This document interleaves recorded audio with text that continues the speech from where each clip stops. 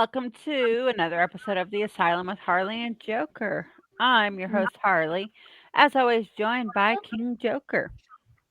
King Joker's got some fucking feelings today, Harley. How dare they declare how dare they declare and celebrate a No King's Day? Do they forget King Joker is the ultimate king and will never be dethroned? These motherfuckers. Just saying. Okay, well, tonight we have Dean from the Family Plot with us. Hi. Hi. And we got Mr. Dark joining us. Why are you holding the mic like you're sucking dick?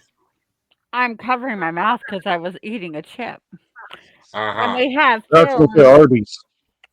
We got Phil and Lisa with us from Pod. Taste the meat, not the meat. Yeah. Okay. Yep. Uh-huh. You too.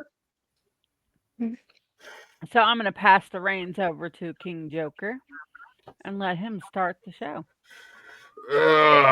Pass the reins and strap up, my dear. We have a show for you tonight, folks. We are going back, way back, before my father was a sperm cell, even probably. So we're going way back, just make everybody else feel really old.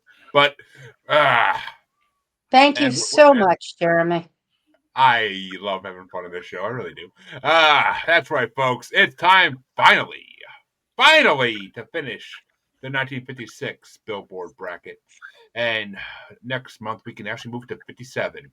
We'll be in the 90s by 2040, I promise you. I was going to say, if you keep going, I mean, you're all going to be geriatrics. So in 1983... See?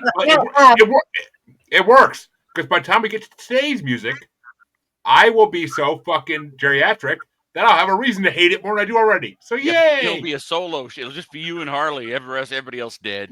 We'll find new long dead. Okay, I got to ask. I'm 58.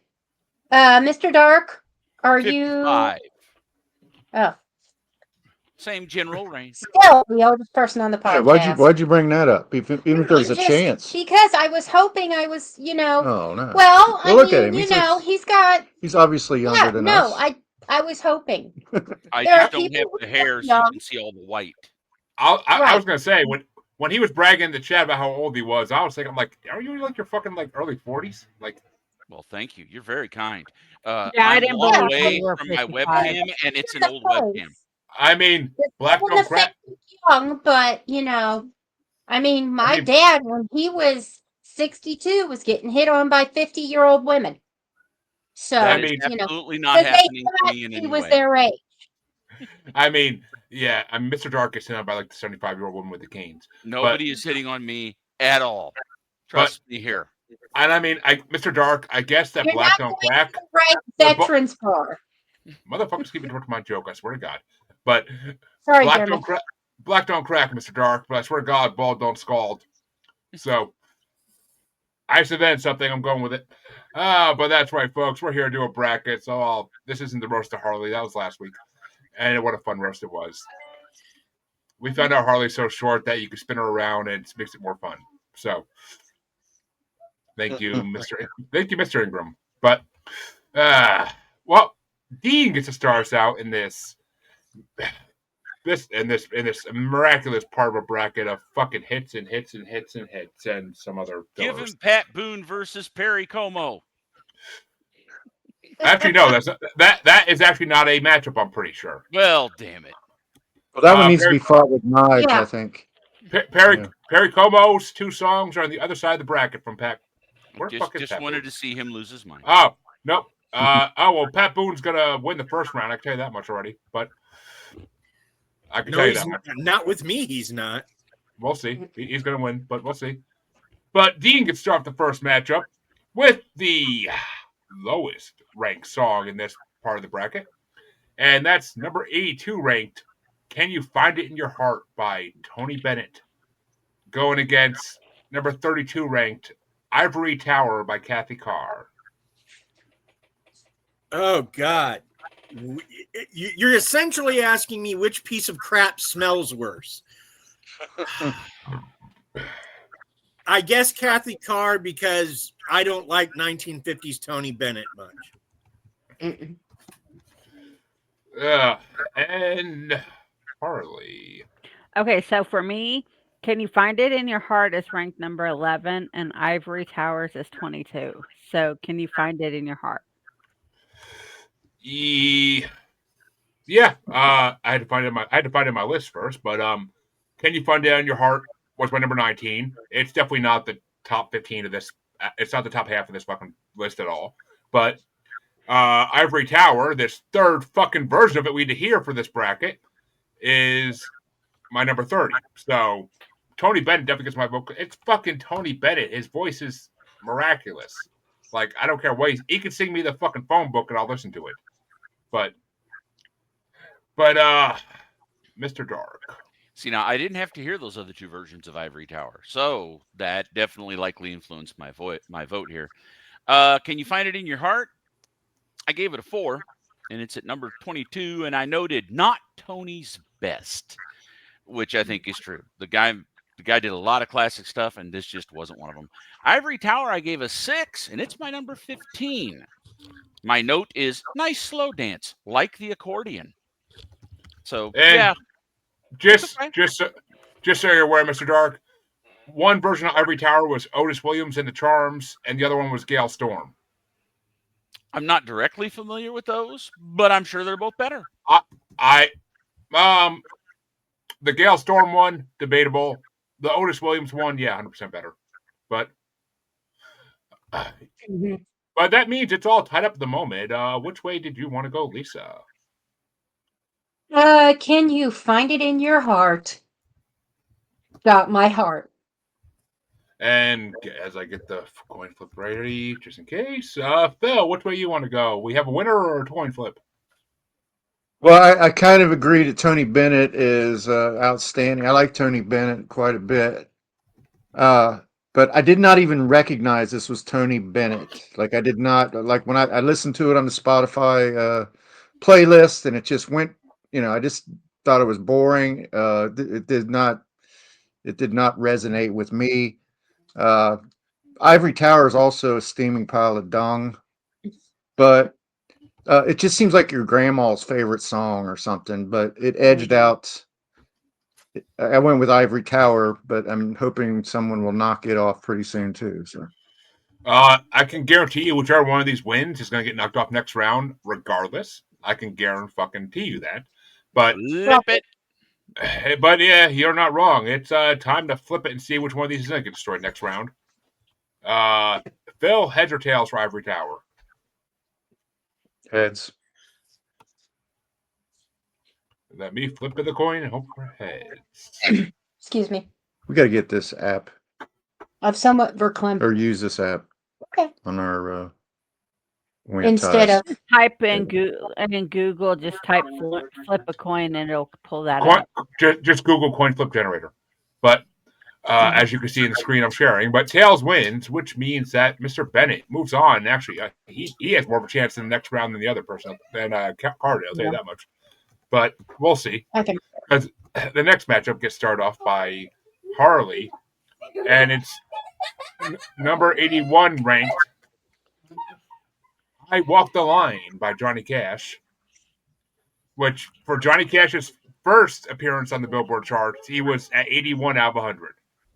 But it's going against, and keep how high this other one's ranked compared to that in mind. I got it. It's ranked it's going against number 31 ranked Moonglow and Theme from Picnic by George Cates, one of the non-Spotify songs.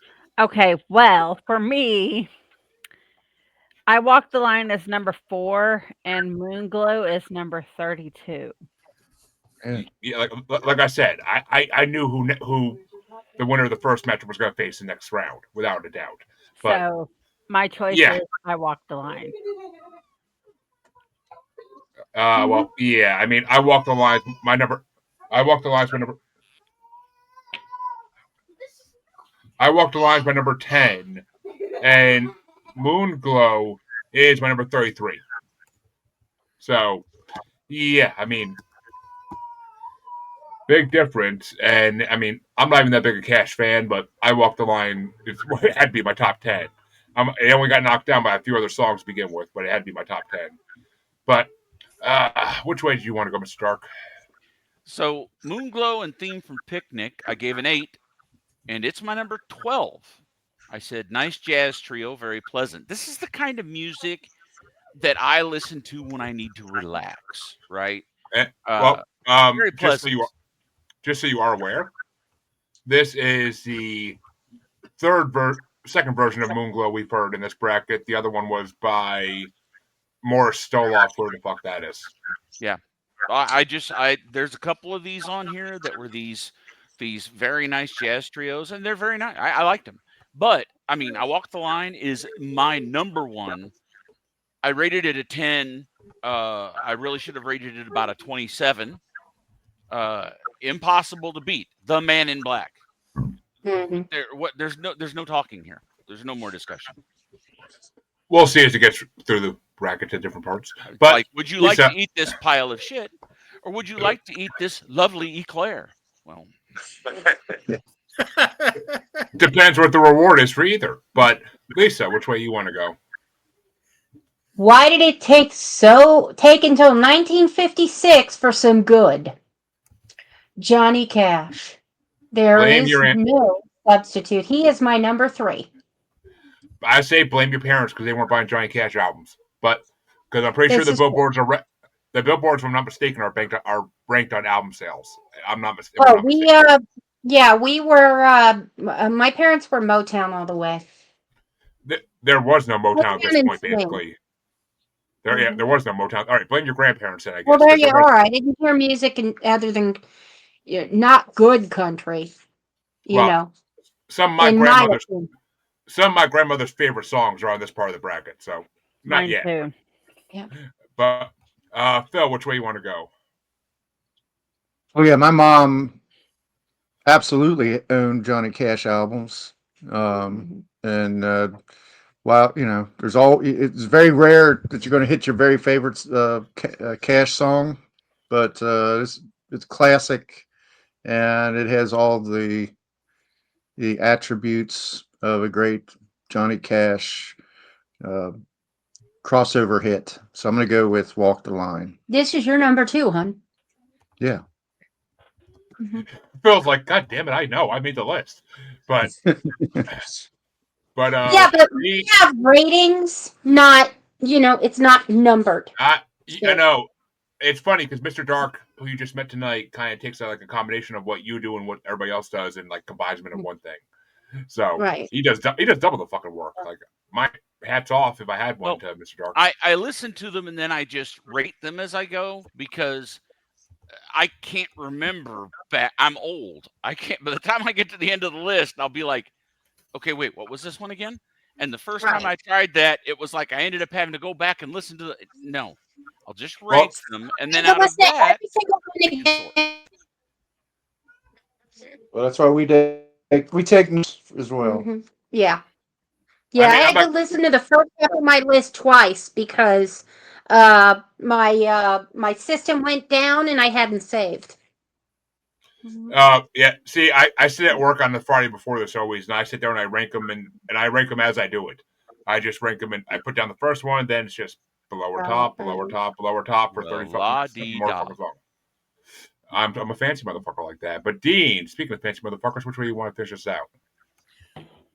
You're not going to get me to go against the Man in Black, and you certainly aren't going to get me to go against the Man in Black with whatever shit you're trying to throw at the wall. So I'm sticking with Johnny Cash. Well, let me ask you this. Do you really want to be the gunslinger going against the Man in Black? I mean, it's a fight for eternity here. Yeah. What the who? Dark Tower reference for those who aren't Stephen King Yeah. fans. Yeah. I knew Most Mr. of us Dark who would have get it. done the quest get the joke, and everybody else is like, what? I've listened to Demon and Wizards. I know my fucking lore behind Dark Tower. But I've read all of the books. I'm on the I've I'm on read the Dark Tower, I haven't seen it. back I'm back on, with when you didn't have the map in the front of the books and you just had to read everything and try to find clues. I am in the I've been on the second book for like 6 years. I haven't read it in like 6 years because kids, and podcasts. But eventually, when my kids are older, I'll get back to reading again. Oh, young Padawan, you've just left on the journey. Oh no, I want to get to the part Pennywise is in. But But that means that the next matchup, because that was a sweep, as I fucking damn well knew it would be. But the next matchup, oh fuck! I have to start this one off, and I really don't fucking like it already. Fuck. It's number 80 ranked Glendora by Perry Como versus number 30 ranked The Flying Saucer by Buchanan and Goodman. And before I even say my rankings, because I'm fucking pissed at this, The Flying Saucer, I bow to Buchanan and Goodman. To put together something like that before the days of digital editing had to be a shit ton of fucking work. And I mean, the fact that they pulled that off, that fucking little skit thing had me dying fucking laughing. Sir, what would you do if you saw the alien? Duck back in the alley! Like, fucking had me dying. Like, that part fucking had me rolling over. Oh, we're about to hear the first. Dickie Goodman made a career out of that, right? I know, but it's the fact that they did it back then before, like, you could go on a computer and do it all, like, in, like, 5 seconds. Now, back then it was like, tape, cut, tape, Oh yeah, that's cut. some broad audio tape and razor blade. That's what that. Oh, I know. It's fucking admirable. They would even go through, like, this, trying to be that generation's Weird Al before Weird Al existed, in a way. So, I mean, we're about to hear the first alien speak. A Be-Bop-a-Lula. Like, fuck, I love it. Like, it had me dying, rolling on, like, I was driving, so I couldn't roll on the floor, but I was really laughing that hard. Like, it was just, oh my God. The fucking way they used all the different songs from this bracket. But my rankings are, I had The Flying Saucer at number 11 and Perry Como at number 8 because Glendora is a fucking amazing song. I picture the 50s. That's the kind of song I fucking picture. I love that song. And I mean, it's Perry Como. He doesn't disappoint usually, but he's had a couple in these brackets that disappoint a little bit. But that one, my number 8, easily. Flying Saucer, my number 11. It was originally like my number 3 going down the list listening to this, but it got knocked down. But fuck, I don't care who wins this. I'm happy either way. But which way you want to go, Mr. Stark? So Glendora gave it an 8, and it's my number 5 because, as I say in my notes, good old Perry and Horns. This is like the prototypical Perry Como track. Everybody's out by the pool in the lounge chairs. They've all got cocktails, They're wearing, the jackets with the little ties. It is that era. Smoking cigs. Yeah. The women are wearing the bikinis that show nothing at all except Exactly. maybe an ankle. The bikinis that are practically burqas. Yep. But Flying Saucer Part 1, I mean, I gave it a 9. It is my number 2. It is the great Dickie Goodman. And as I pointed out before the show, this was very shortly after Flying Saucers were named. This was right in the middle. Like a decade after Roswell, basically, yeah. People call 55 and 56 the year of the saucer. True fact. He's not wrong. He's not wrong. There were several major. Sorry, I'm a UFO nerd. And so this was not only a hilarious track, it was not only a commentary on pop music, it was also really, really fresh social commentary. And a big fuck you to the government for trying to say it's weather balloons. Oh, totally, 100%. So yeah, no, it works on so many levels. I grew up with this guy. I owned the 45 of the Shark of the Jaws one that he did. I mean, yeah, no, this is my childhood here. So he's got to win. And do you not know I'm a paranormal podcaster? But I know there are okay. people listening who might not be aware of these things. I mean, if they listen to anything I'm on, they're aware. I did not know. I did not know. See? I mean, it was a decade after fucking I know a lot of it. It was a decade after Roswell. The government was still in high fucking deny mode. So, and then in 55, about 30 flying saucers buzzed the White House. Yep. That actually happened. There are pictures. And they literally, their explanation was, what flying saucers? What? Huh? We don't. I don't know. It's just like the current administration. It's like, yeah, but you didn't see that. You didn't see that. It wasn't just a river. Okay, I'm not going to go into it, but Trump was the first president to announce that UFOs exist. But I give him props for that at least.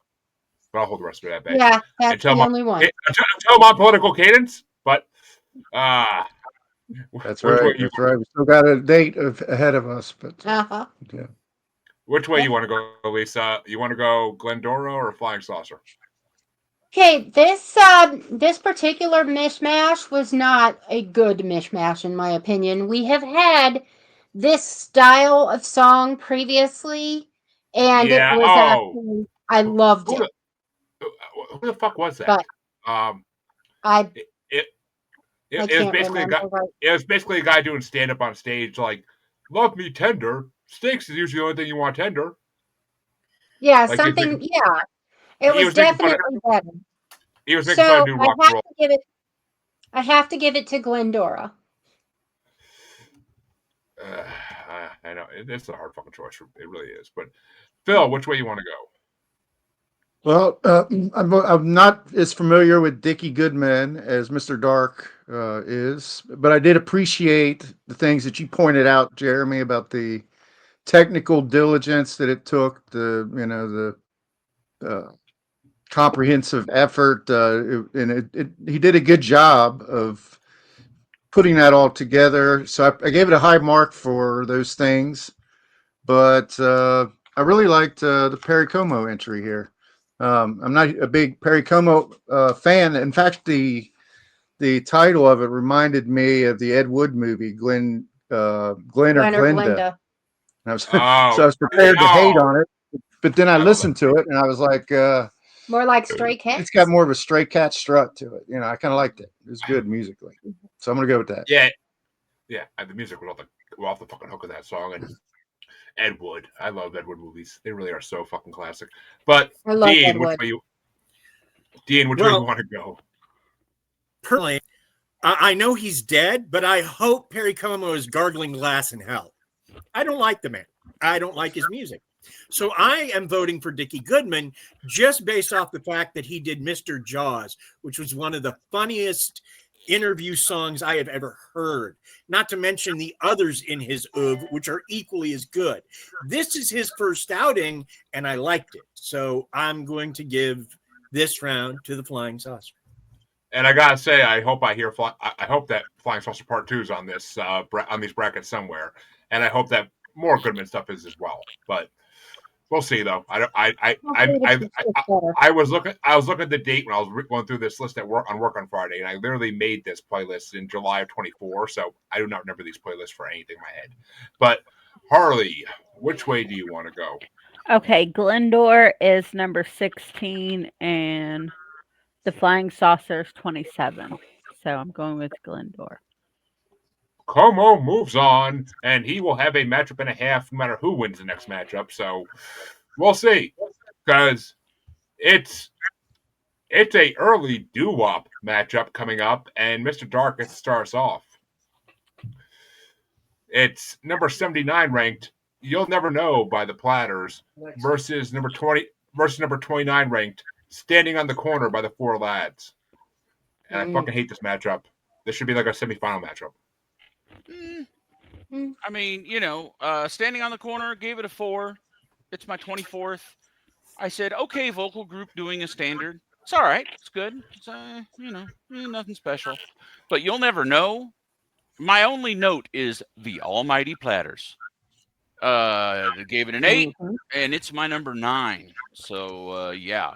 The only thing hard here was there were so many Platters tracks on this list because, I mean, you could just about do a whole Platters bracket.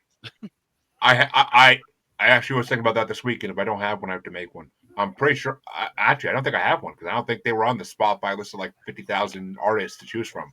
But because it's based on listens, so like the top 10 in the Spotify artist list is like Bad Bunny and Beyonce and bleh. But don't get me started. Don't get me started. Don't get you started. Don't get me fucking started on that shit. Shaking my fist at the youth of today. Okay. My fist is busy, but I'm shaking other things. Trust me. But Lisa, which way do you want to go? Standing on the Corner, Jobless Teens. You'll Never Know, The Perfect Stalker. I have to go with You'll Never Know. Interesting I mean, take. yeah, I got my own take when we get to me. But Phil, which way you want to go? Well, I do like the Platters. They're very smooth, very vocally gifted group. The nice baritone, slow tempo of it.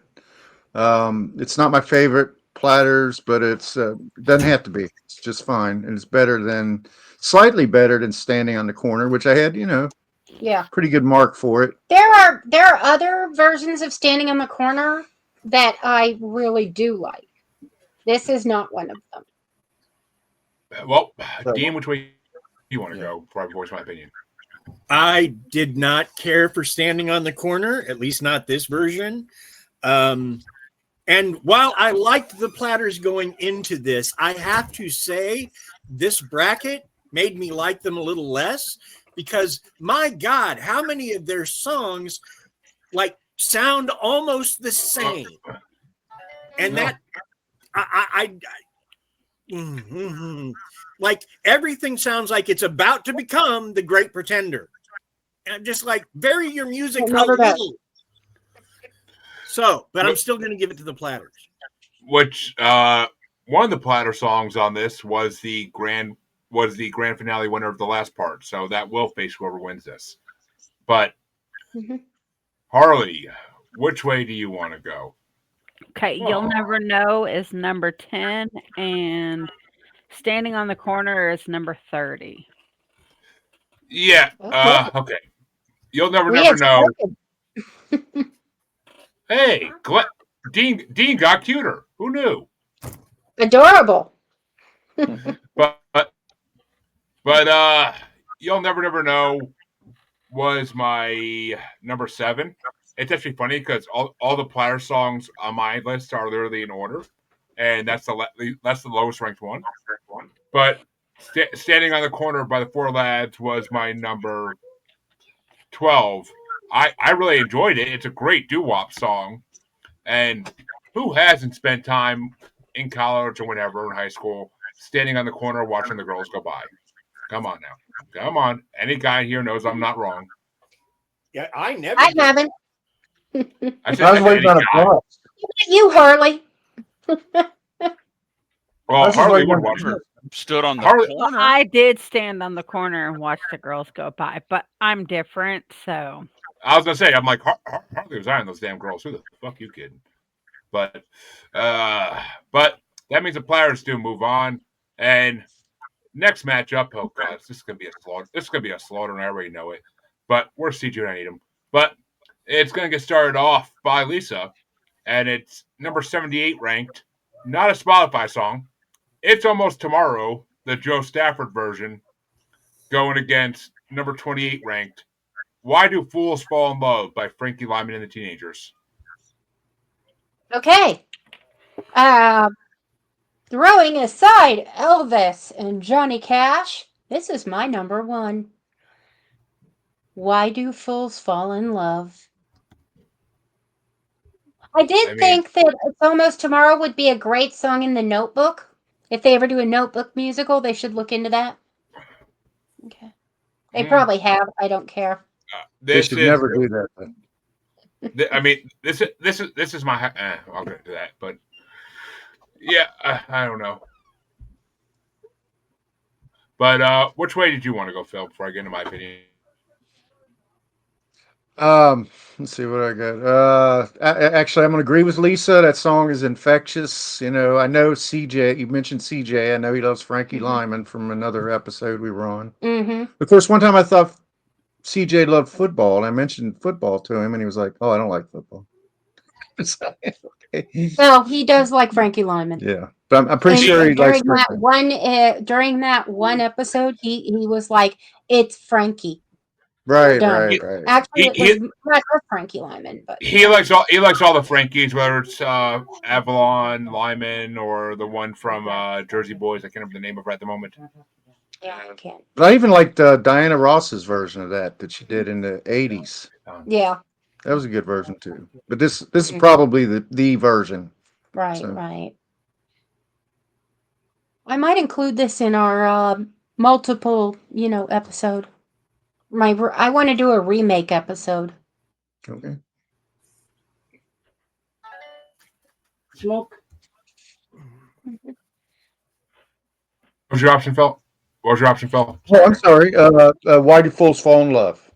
Okay, I should have fucking assumed. But Dean, which way you want to go? First, allow me to apologize for having the little one here, but she's sick. She's getting to that age where she doesn't need daddy for much. Oh, So I'm sorry. I will hope you take feel Yeah. better. advantage of the times that she does, you know. Absolutely. So Don't listen to all this terrible foul language. Right, especially Mhm. Jeremy. Me and Jeremy both have kids, and he's dealing with his probably right now too. And I mean, people Yeah. are saying terrible things like Johnny Cash isn't good. So don't listen to that. Right, It's right. foul and Yeah. filthy.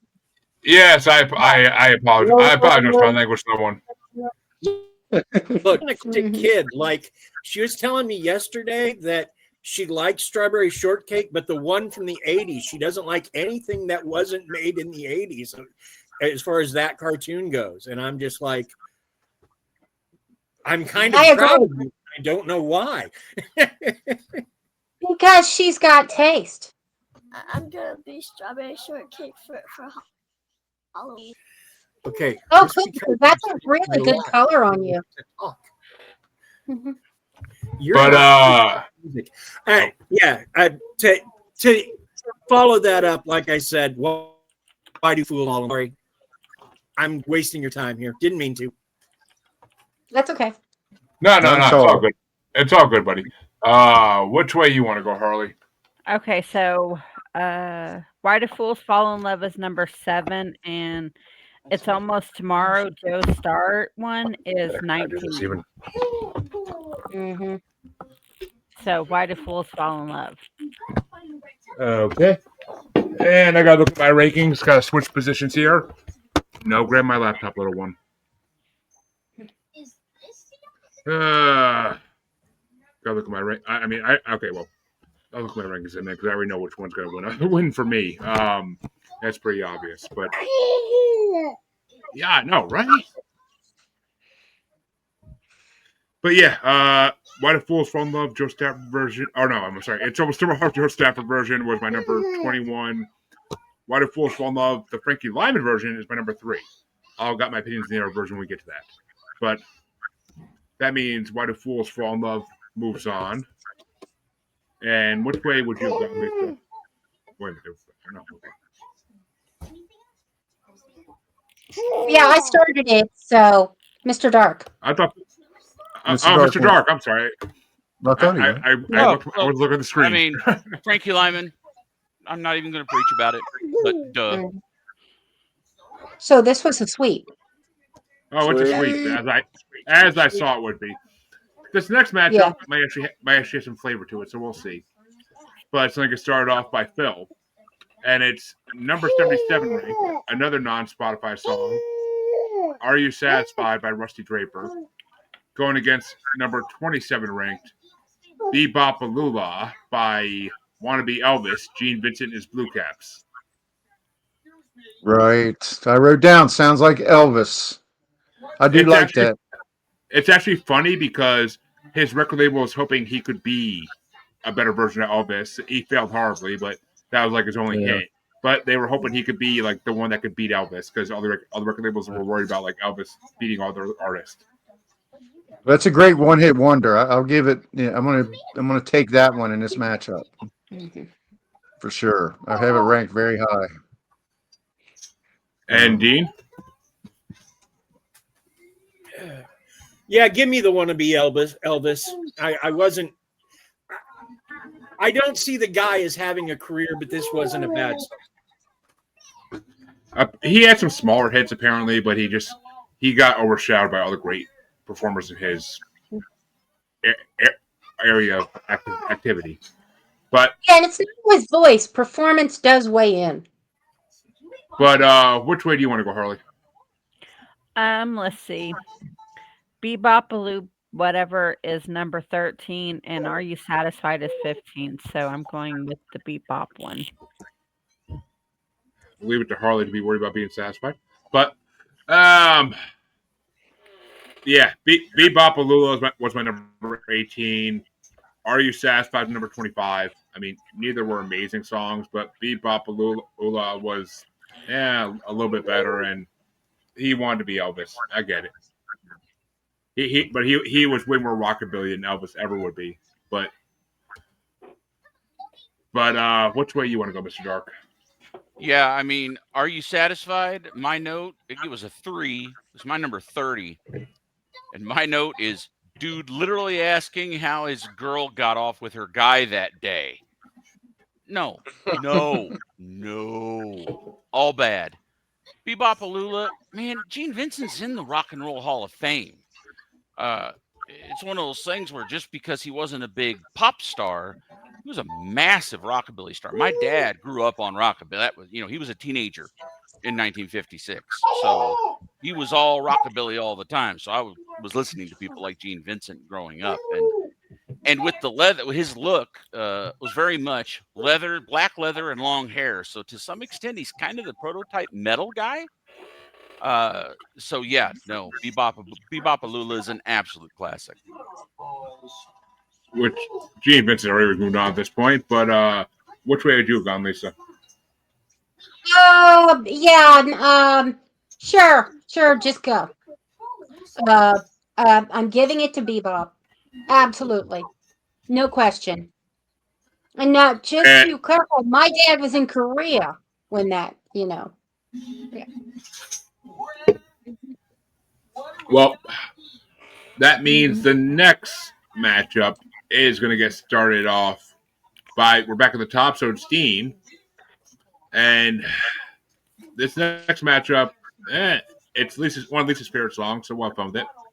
Number 76 ranked "Jukebox Baby" by Perry Como versus number 26 ranked "Tonight You Belong to Me," the version by Patience and Prudence. I'm going to go with Patience and Prudence. One, I heard that in a horror movie. I can't remember which one, but definitely one of those Halloween, Friday the 13th kind of horror movies. And I thought it was a cute little song. Also, neither of them are Perry Como. And Harley? Well, I'm going with Tonight You Belong to Me, and I have reasons why I picked that song. It's our song. Yeah. But yeah, "Tonight You Belong to Me." This version wasn't as good as the other version we heard it in the last part, and this is the version you're talking about, Lisa, where it's literally a 9-year-old singing it. Because Yeah, I watched the history on this. They were not a recording artist by trade.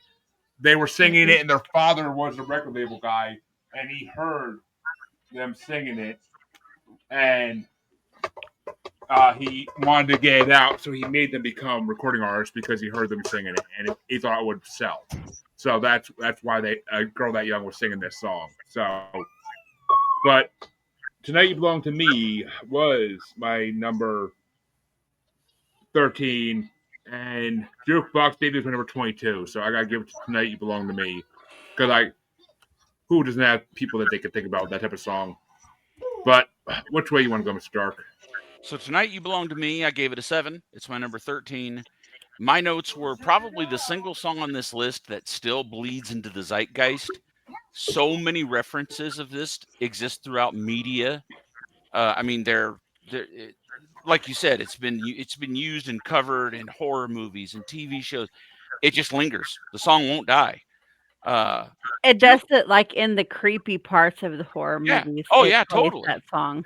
Totally. I mean, it should have been one of the songs the freaking rock guy sang in Sleepover Florida Part 2. Yeah. Or some Jukebox party Baby. massacre, I mean.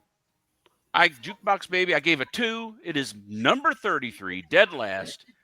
And my notes are, this is a little nutty for Perry. You can't sing rock and roll, Perry. Sit down. Basically, this song is your creepy uncle bragging about all the young trim he scores. It's creepy and awful, and yeah, the video. Yeah, it was an older guy and a teeny bopper. It's all. But he says in the song, about how, well, she's almost 17, and here's Perry Como, who's, I don't know, 63 or something. Seems that way. And it's just, no, I know it was a different time, but it wasn't that different, man. More I importantly, mean, look, it's Perry Como can't sing rock and roll. He's not a rock and roll it's guy, and this was an attempt at a rock and roll single. it's funny because he mentions like "See You Later, Alligator," and he mentions Dungaroo Blues or Dungaroo Girl, Dungaroo Girl, whatever the hell it is. He mentions like two other songs that have Dungaroo been Dungaroo. Ball or yeah. Dungaroo Girl. He mentions two other songs that have been in this bracket, like in his song. Like, so you're trying to mention other Trying famous songs to so get more hard to famous. be hip and failing. Yeah, But I gotta agree.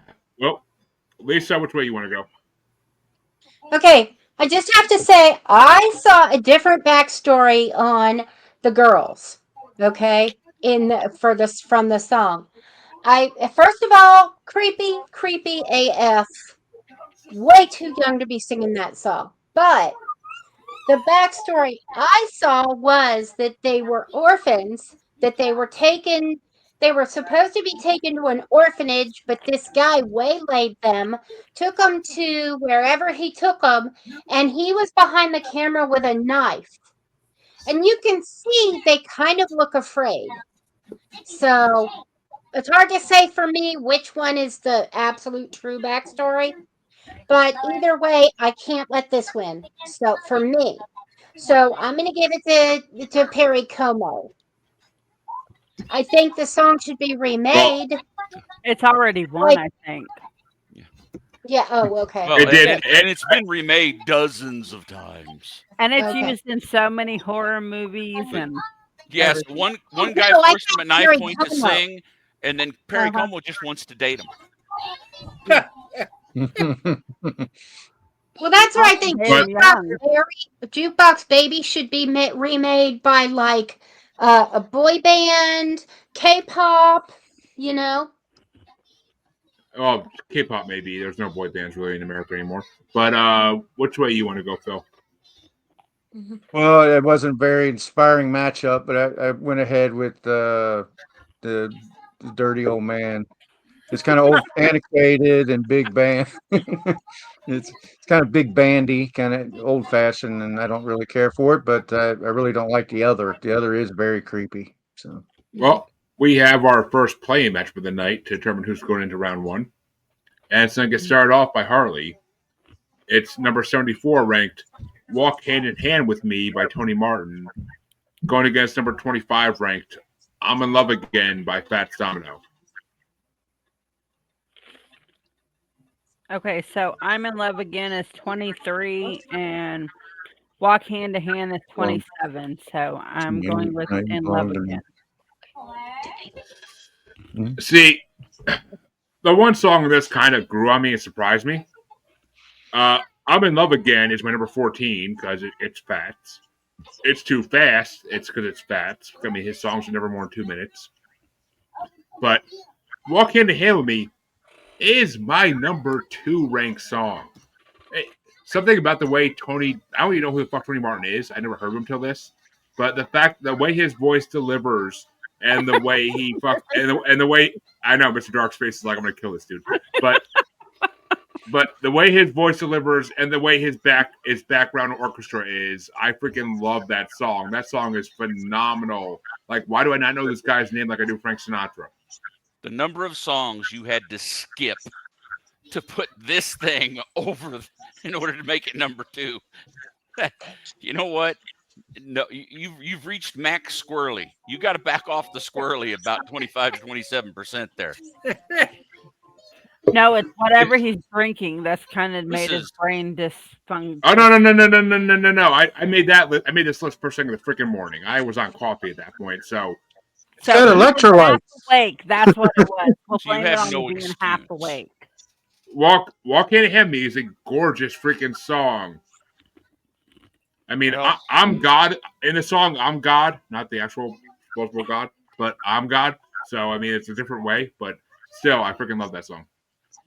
But Mr. Dark, which way you want to go? Walk Hand in Hand with Me, I gave a 3. It's my number 28. My note is file under music your grandparents liked next to Lawrence Welk. It would be. I totally could picture this dude on Lawrence Welk doing this, and it was like, no. He probably was. I mean, now I'm in love again. I gave a 6, and it's my number 18, and I said it's a Fats Domino song, just like every other song he ever did. Mm. He's got that Ramones formula where like he only ever made one song, but it was a pretty good song. So, but yeah, Why not? it's all right. It's right. You know, again, number 18, it's about smack in the middle. It's not going to live very long as far as I'm concerned. I'm in love again. Okay. I don't think I need to say anything about Walk Hand I'm in in love Hand with Me that hasn't been said by Mr. Dark. And I'm assuming Mr. Dark went with Fats Domino. I'm assuming. Yeah. Yes. Yeah. As did I. But which way you want to go, Phil? Yeah, I'm going with Fats also. You're right. A lot is it seems a little formulaic sometimes, but I love the sax playing in that one. In general, I just like the upbeat, fun tone of Fats Domino. So Which means I have that. Fats will move into the first round here. But which way do you want to go? Take a good look at me. Do you really think I'm voting against a guy named Fats? I did, and I'm fat, so.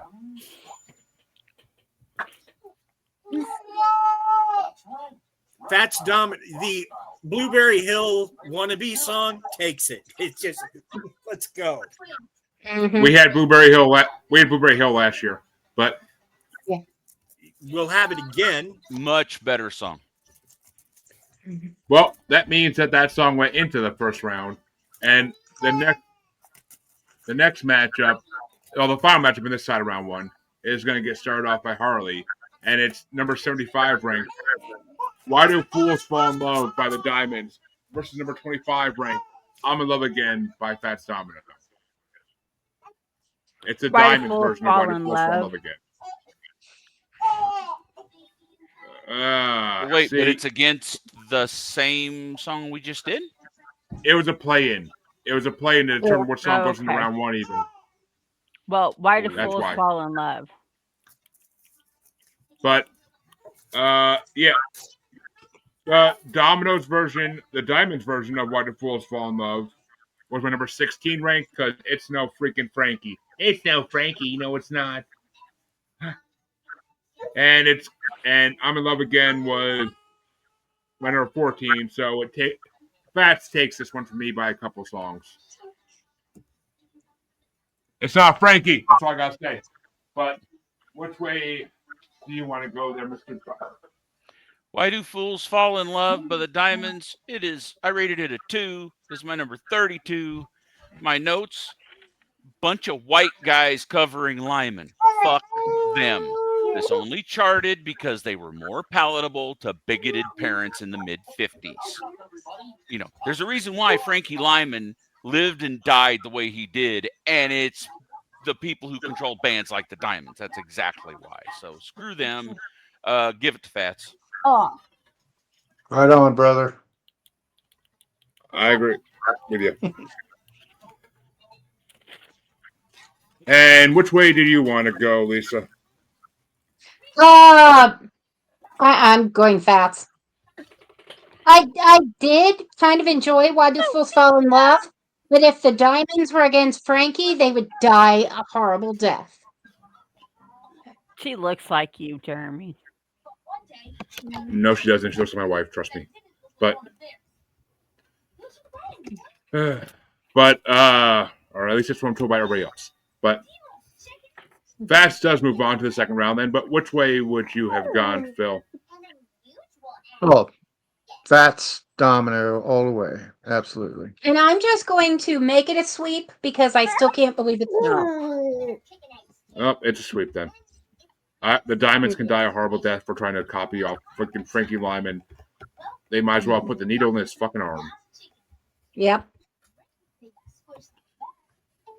Yeah. And you know what's the funny thing is? I just lost a poll for podcasts to a podcast called Inappropriately Funny. I'm like, you gonna steal my shtick and beat me in a bracket? What the hell? I voted for you in that bracket, but then again, I know you did. You come up in, I vote for you. I know And you I did. wasn't aware there was a vote. What are you talking about? There's brackets ranking shows. Yeah, a group called Underground Promotions on Twitter does it. But That could kill your self-esteem, man. I didn't bother sharing it out too much because they already had 60 votes like in like minutes. So I was like, oh my god. I'm like, I'm not winning this. But They may have like a network. They send out a message. Hey, vote for me. I do too. I do too. I do too. But my network didn't come through, and my network is not that freaking big to beat 60 votes. Every other podcast in there I could have beat 1,000 times over. But I never heard of this podcast even. But now I gotta be like, all right, man, I should go check them out. Here's the thing about Underground Promotions. Yes, it kills me every time to be in their stupid polls. I hate them. It's like polls that open micers used to take about who was the funniest or whatever. It's all a popularity contest and it doesn't mean anything. But I agree. But doing the polls gets us about 100 new follows every month and new listeners. So I'm going to do the stupid poll no matter how ridiculous it is because it's getting me my name out.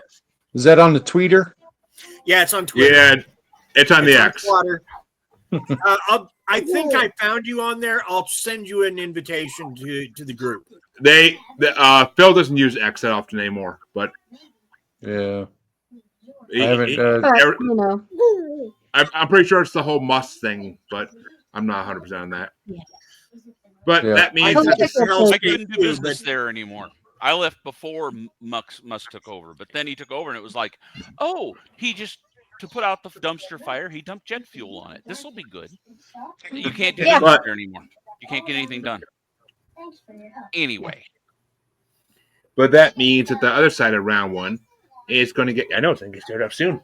It's going to get started off by. Who the hell did I leave? Oh, by me. Crap. And it's going to be number 57 ranked, A Rose and a Baby Ruth by George Hamilton IV, going against number 8 ranked, Hound Dog by Elvis Presley. Cause you ain't nothing but a hound dog. Barking all the time. And Hound Dog is my number 4 because it is my second highest ranked Elvis song on this part.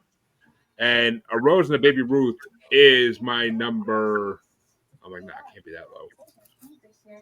What the fuck is it? Mine was pretty low. It's my number 27. I mean, there's a lot of good songs in this, but I actually really like that song, but it was a lot of good songs. But Hound Dog gets my vote because it's Elvis, and it's one of his best songs he ever did. You ain't never even caught a squirrel yet. So, yeah, I know. You haven't caught a squirrel yet. You got to catch a squirrel. But which way you want to go there, Mr. Dark? Rose and a Baby Ruth, I rated it a 4. It's in my number 23. I said, never liked breakup songs. You know, those classic 50s rock ballads where it's like, my baby died that night. And just never been into those. I did say good guitar, though. I like the guitar. I know. Hound Dog, gave it an 8. It's my number 11. One of the better early Elvis songs. However, you should know that is the highest Elvis song on my list. Boo. I'm not an Elvis fan. I just, yeah. Anyway. My grandmother married my grandfather because he looked like Elvis. You know what? My mom said my dad looked like a blonde Elvis. But hey, there's a lot of things that they like that I'm like, you can just. Wasn't Elvis originally blonde? Yeah, they dyed his hair black. But and the boy that they got to play Elvis in that movie, Elvis. They did a great job with that. Yes, they did so good. He looked just like him. Even Priscilla said that they did a hell of a job. Well, I mean, We went through this last time, but Elvis is still alive. He's a pastor down south somewhere. But That's right. That's right. Him and Andy He Kaufman just has retired. remixed Oh some no, guys you somewhere. heard the latest is that Bad Bunny's not doing the halftime show. It's all a ruse. Elvis is going to appear, and it's going to be him. I would watch. I would I watch would I'd watch. watch it either way. I would I've watch already football seen for it. the. That's Bubba Hotep. I would watch. I would watch. I would watch football for the first time in my life. That was true. But which way you want to go, Lisa? Okay. A Rose and a Baby Ruth. This is not a novelty song. I am betrayed. And besides, Elvis. I'm sorry, if it said a rose and chocolates, okay. But a Rose and a Baby Ruth, it mentioned a specific candy bar. Is it actually about the candy bar? Yeah. No. Yes. Oh, Up at her really? house with a rose and a candy bar, a Baby Ruth candy bar, and Because she that's tells all him I to go away. had in my I have told him to pocket. go away too. Yeah. Although I do like Which- Baby Ruth. Let me That's not the point. I mean, I was gonna say, isn't that how Phil proposed to you with a Rose and Baby Ruth? No. No, it was a bag of White Castles. Shit. That's even better. That's even fucking better. White Mhm. Castle. I Gourmet dinner. Phil, you are the man, sir. That's right. We do the hard stuff. And speaking of the man, Phil, which way you want to go? Well, Harley mentioned the movie, which I thought that he did a fantastic job in that as well. But I thought one of the most awkward and unbelievable parts of it were Elvis was despondent and he went down to meet his people. He went down into Harlem and Big Mama Thornton was playing hound dog in some bar or something, and he was just like totally Enamored. totally relaxed and totally with his people, in this very urban environment. I think that was total bullshit. So he did kind of. Well- I'm sorry. I shouldn't have Well, said no, that. In front that of is you. true, She though. can't hear you. It's all good. She Yeah. can't hear you. It's all good. But nonetheless, it's a great remake. It's a great song, and I like it Yeah. better than the Baby Ruth.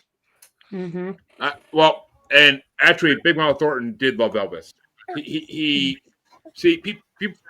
Stop that.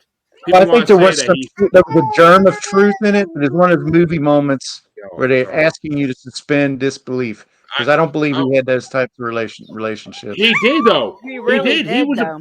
he Yeah. was poor. He grew up in the ghetto. Like Right. he He grew was up closer- around black people.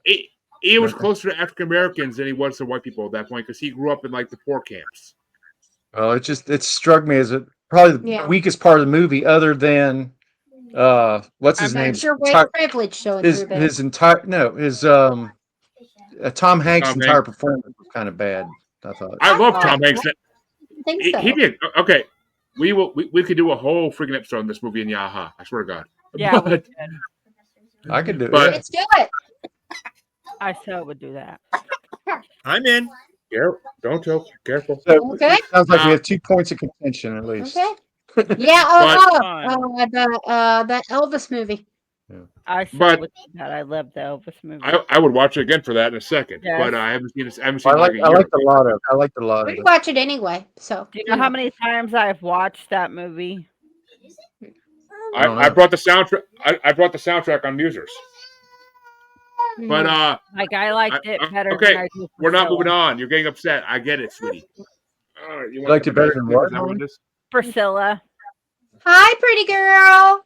Sophia. You mean the TV movie from like back in the? No, the there's a 80s? movie about Priscilla. Mhm. Oh, okay. Called Priscilla, Why is she, and it's why is she in a considered movie? really- She has her own movie, and I really did not like it because how they made Elvis look in that movie. But yes, Based I'm entirely on things you wrote. Yeah. So you're. Which one do you want to believe? Do you want to believe the guy who married a middle schooler? Or do you want to believe the middle schooler? Depends on the middle schooler wants money. Actually, like, All right. Priscilla Presley doesn't need we'll money. talk about this on huh? She moved in with him in we ain't middle going school, down. but him until after No, high school. Just to clarify. I can't see a screen. Was she Okay. 18 when they got married, or was she 16? Harley, you'd know. I think she was 16 when they got married, I mean, but in Okay, that 'cause I time thought she frame, was she 18. she was 16, and she was the daughter of his commanding officer in officer. charge. It was commanding officer in the military when she got married. And to in him. that But time frame, at 16 was okay to marry someone older because in that time it was acceptable. I have Yes. caused chaos And I and mean, to confusion. be My fair, work he was here is what, less done. Okay, than 10 years so old? where were we at Okay. before Jeremy gets in trouble? here's some cuteness to distract everybody from the horribleness. But Aww. which way you want to go, Dean? I'm voting for Elvis. He may have been a horrible person, but that Rose and a Baby Ruth made me think. That and one other song on here made me think of the book Christine by Stephen King, because he has a section of that book named Teenage Death Songs. And I'm like, Yep. these might be the songs he was talking about. And while I liked Stephen King and I liked that book, I didn't like that song. So, yeah, let's stick with Elvis. Oh, Christine's a freaking amazing bookend movie. But which way you want to go, Harley? Okay, so A Rose and a Baby Ruth is 21. I did not like that song. And, well, it's Elvis. Hound Dog is number 3. You ain't no friend of mine. But that means the next round's gonna get started off by Mr. Dark. Our next matchup, I should say. And it's number 56 ranked Dungaree Doll by Eddie Fisher going against number 7 ranked Whatever Will Be Que Sera Sera by Doris Day. Okay. So, Que Sera Sera gave it a 7. It's my number 14. My note was a true classic, which it is. But Dungaree Doll gave it an 8. It's my number 6. Swinging Eddie Fisher. And I even noted, I don't know if you guys noted, killer guitar solo. It's a great guitar solo in that song. So, yeah, no, that was just good proto Rat Pack swinging music. Dungaree Doll all the way. And which way do you want to go, Lisa? Okay, Hey Sarah, Sarah. Love it as a song and as a philosophy. I found Dungaree to be peppy and not at all bad, but I'm sorry. It's Doris Day. Yeah, we're Cincinnatians. Doris Yeah. Day. Yeah. And which way you want to go, Phil? Native. So I didn't hate Dungaree Doll, but I was kind of, what does paint your initials on my jeans? I mean, was that a thing? I mean, he kind of reached for a couple things. I don't think that was a thing. Maybe in the 90s when they had puff paint. Would you have painted my initials on your jeans? Absolutely. Well, dungarees are basically jeans. So Okay. the song's about Yeah. jeans. Okay. I have Right. no idea if people painted their names on them, but a lot of people don't realize that dungarees, Not when they were called dungarees. Well, that's probably splitting hairs anay, but I in did the like 80s or 90s when puff paints came out, like for I'm absolutely betting it happened. But Doris Day, just she's kind of iconic. And it always reminds me of an episode of MASH where Colonel Potter he goes through a crisis, an emotional crisis, and he was in love with Doris Day at one time. And at the very end of the episode, he said, "After 50 years, I can finally say I'm sick and tired of Doris Day." No, but what happened there was they were in surgery for like a day and a half, and he kept requesting Doris Day, and wasn't it this song too? I think it might have been. Yeah. Que Sera. I don't remember 100% which song it was, but it was Doris Day, and that's what happened. Yeah. That's right. You're going with Doris Day, Phil? Oh, absolutely. Yes, sir. Yeah. And Dean, which way you want to go? Okay, I'm gonna start off by saying Que Sera Sera is a great song, and I like me some Day. I do, but I love Carrie Fisher. Through her, I love Eddie Fisher. Although I've been embarrassed to say I don't like most of his music. But this he had rock chops. Who knew he had rock and roll chops? I'm going with this mostly because it's. And Harley, which way you want to go? Dungaree Doll. Oh, And that means I'm either going to tie break it or I'm going to make a winner here. And Dungaree Doll, if I could find it, was my number 23. And whatever will be, was my number 20.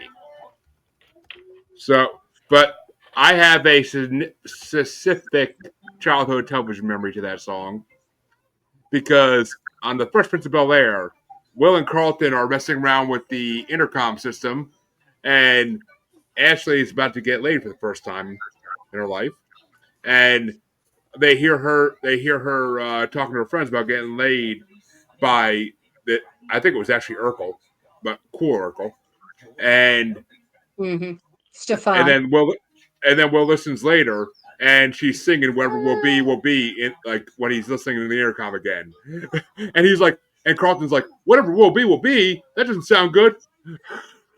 So I actually wanted that because I have Fresh Prince of Bel-Air memories of that song. But show my age here, but Doris J. She lived Oh. to be like 99 or something. It's like Yeah. it's like very recently that she passed. oh, she lived into my definitely my popular childhood. That's for sure. Yeah.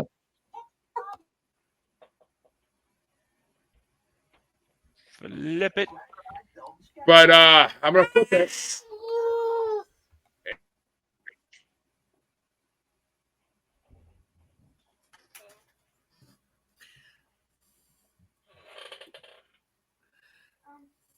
You wake me up at 6 tomorrow. At 6:30, yes, I will wake you up. I want to be woken up at 6:30.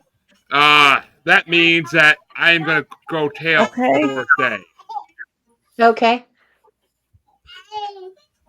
And let's see which way the coin goes. Oh, Doris Day moves on, knocking Eddie Fisher out. I have an extremely long story I'm not going to tell about how I wound up standing in front of Doris Day's house in Los Angeles for about an hour. Just saying. Sounds creepy and like it might possibly criminalize you, but okay.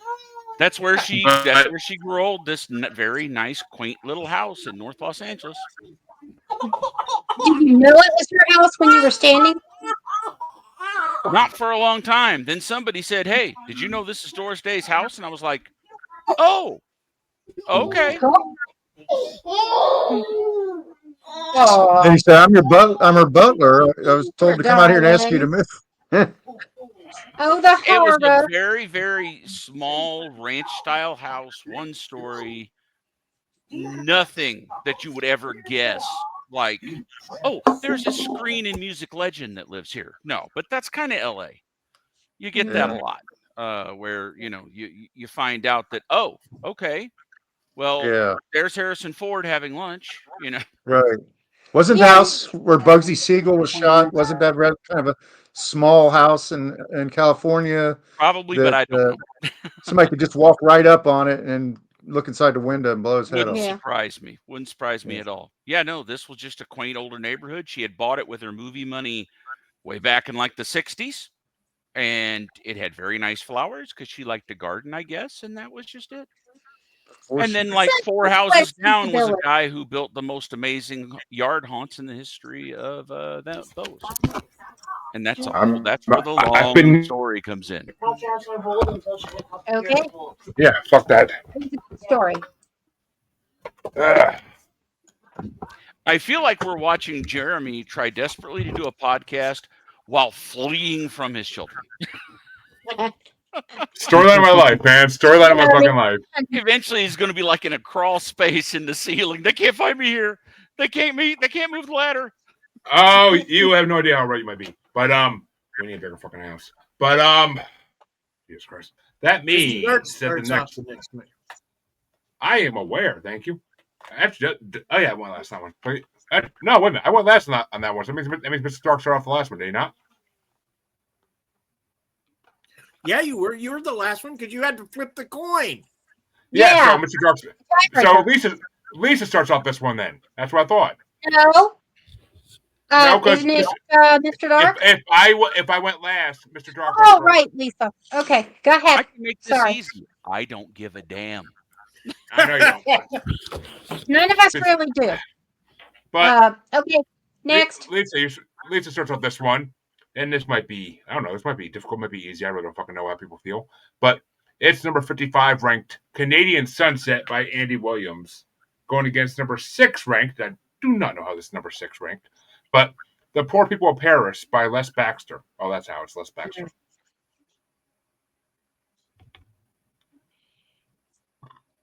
Okay. Yeah. Okay, my response to Poor People of Paris is Really? so I'm giving it to Canadian Sunset. And this is only because it's against the Poor People of Paris. Fucking Canadians trying to kill people in Paris now? God damn it! Goddamn half mouth motherfuckers. But South Park reference. But America! America! No. Canada. Neither of these did anything for me. I wrote Canadian Sunset was corny, but I'm just not into the instrumental stylings with a bunch of harp, jingle, jangle, and whistling. I just didn't resonate. It was so boring to me, I didn't even object to the whistling. So Canadian Sunset. Which way you want to go? Okay, I am 57. I'm not the oldest one here, but I am close. And when I was a small child, I heard Andy Williams. And my mom told me that's all it was. And for 3 years, I hated music. I had to hear someone else other than Andy Williams. So I don't care who Andy Williams is going up. That person wins, no matter how horrible their song is. And Harley, because I think Mr. Dark just cringed his pants on that one a little bit, but okay. So The Poor People was number 33, and Canadian Sunset is number 18. Yeah.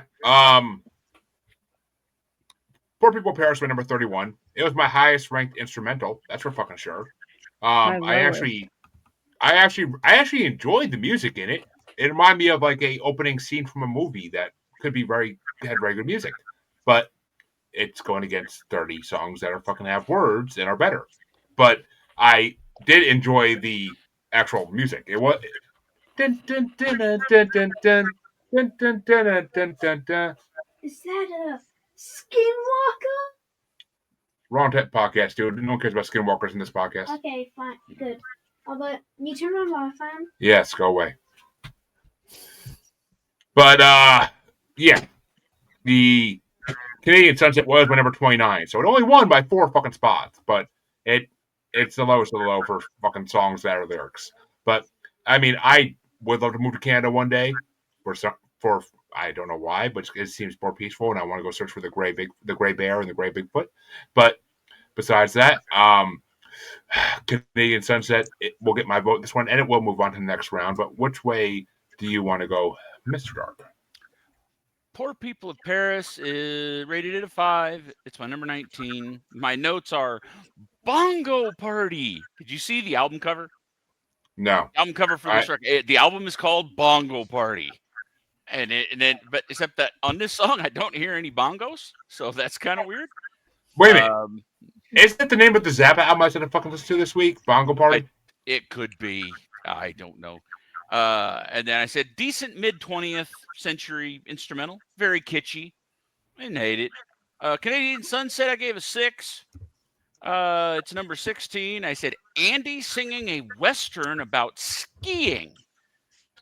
But I did note, I wish Steve was here because there's really interesting overdubbed vocals on this song. Andy is harmonizing with himself, and that was unbelievably rare in 1956. Yeah.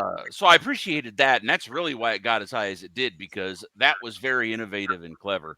But The only other note I'll say is that, look, we had the Andy Williams Christmas album, so we listened to that every Christmas, and so that's I don't have a problem with him. So yeah, Andy goes. Yep, Andy goes, and to correct myself, the name of the Zappa album is Bongo Fury. So Maybe it's a sequel. Hey, bongos are bongos. Bongo Party 2, But- Bongo Fury. But that means that Lisa, which way you want to go? Even though Canadian Sunset moved on. Canadian Sunset. I do want to say I am pro Canada in case I have to move there and need health care. Yeah. Yay, Canada! Oh, Canada. Canada. We're not a real country anyway. But yeah. Yeah, I can't talk about Canada without bringing South Park into it somehow. But that means that Phil gets started the next This matchup. classic Canadian joke. Insert classic Canadian joke here.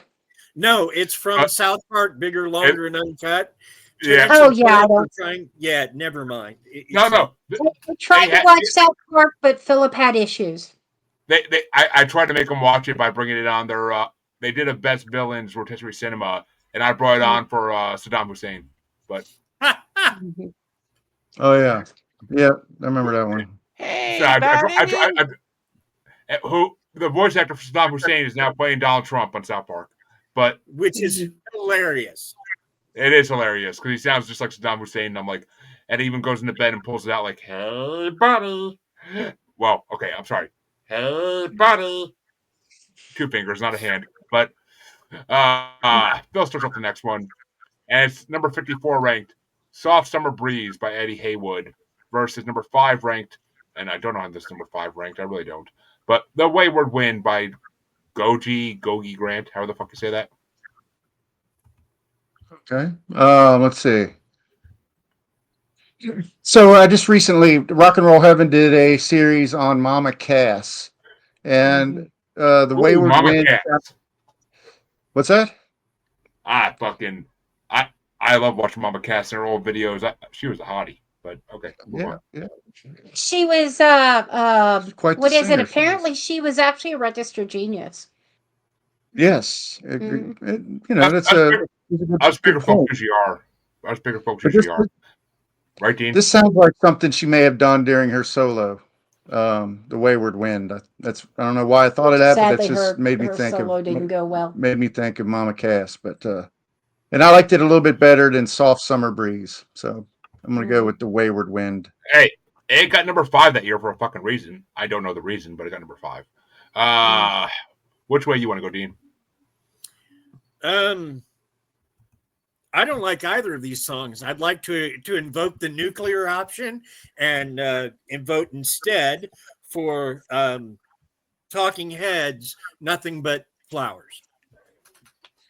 Not an option, good sir. Can I not vote? Can I withhold my vote because I actually you can because then we'll be actually at an odd number, so that works. But I'm withholding my vote. I don't like either of these. I withstand this withholding of the vote. But Harley, which way you want to go? Okay, the Wayward Wind is 28, and Soft Summer Breeze is 31. Yeah. Wayward Wind was my number 28, but Soft Summer Breeze is my number 32. So Wayward Wind wins it by technicality on my end just because that lyrics. And I mean, Soft Summer Breeze was enjoyable.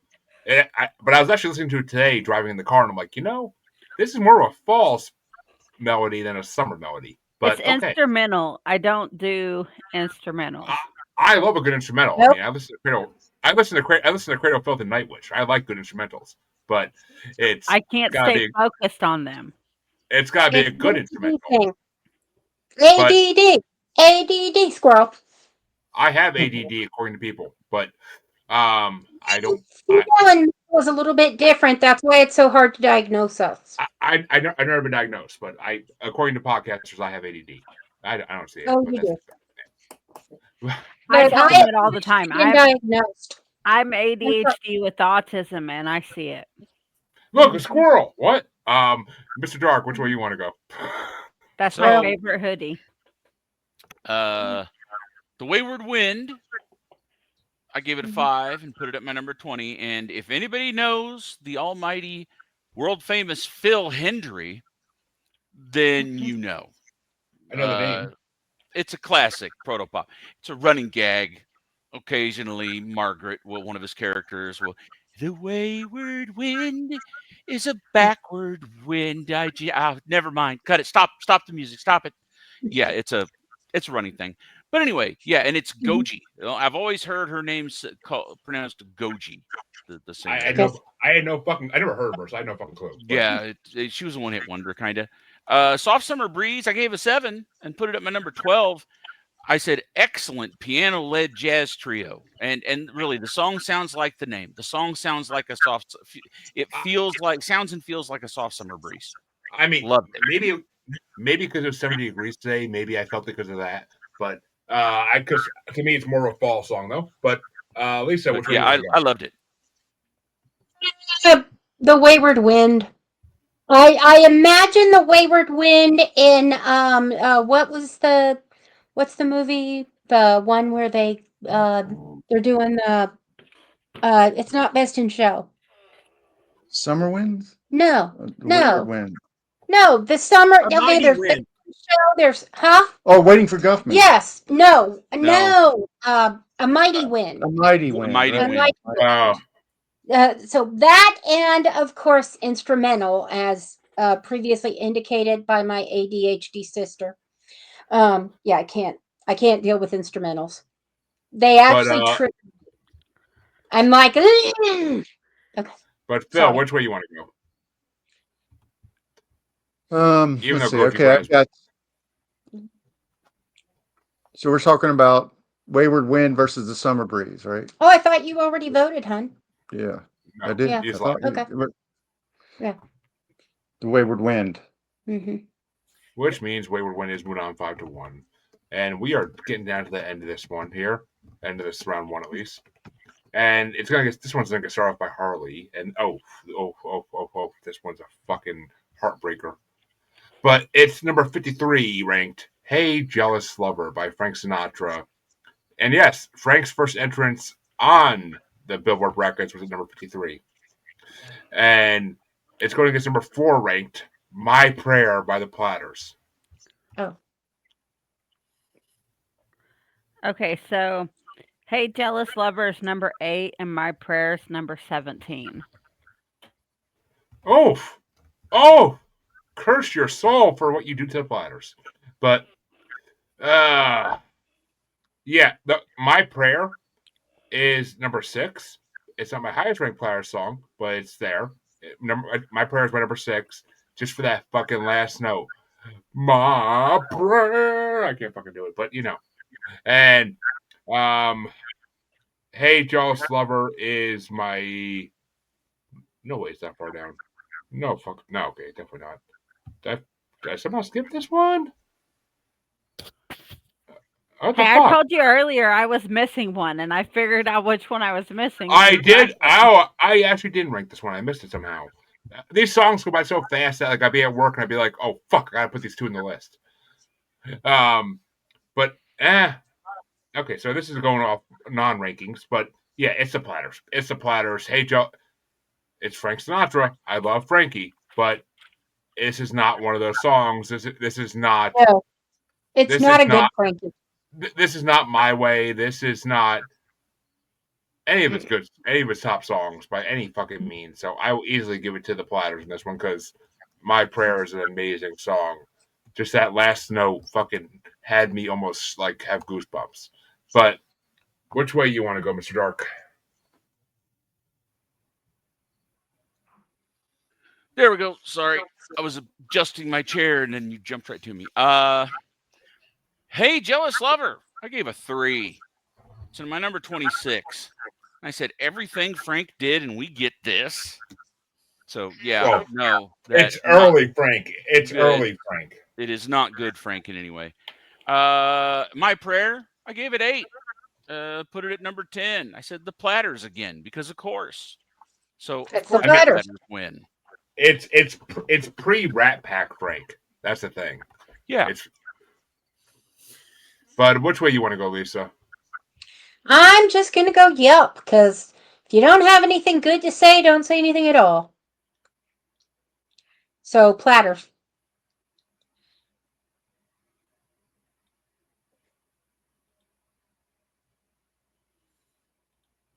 I'm sorry, what was that, Lisa? She went Platters. Platters. I said yep. She wants a big boy platter. She wants Ooh, all now you I can want eat big platter. You The know, onion ring. Now I want a big boy with onion rings. Yeah. one of my biggest regrets about gastric bypass surgery, I never can go to all you can eat buffet again because it'd be a waste of money. Right. Exactly. Well, I just went on I- Ozempic, so I kind of have that same feeling. I'm not as hungry.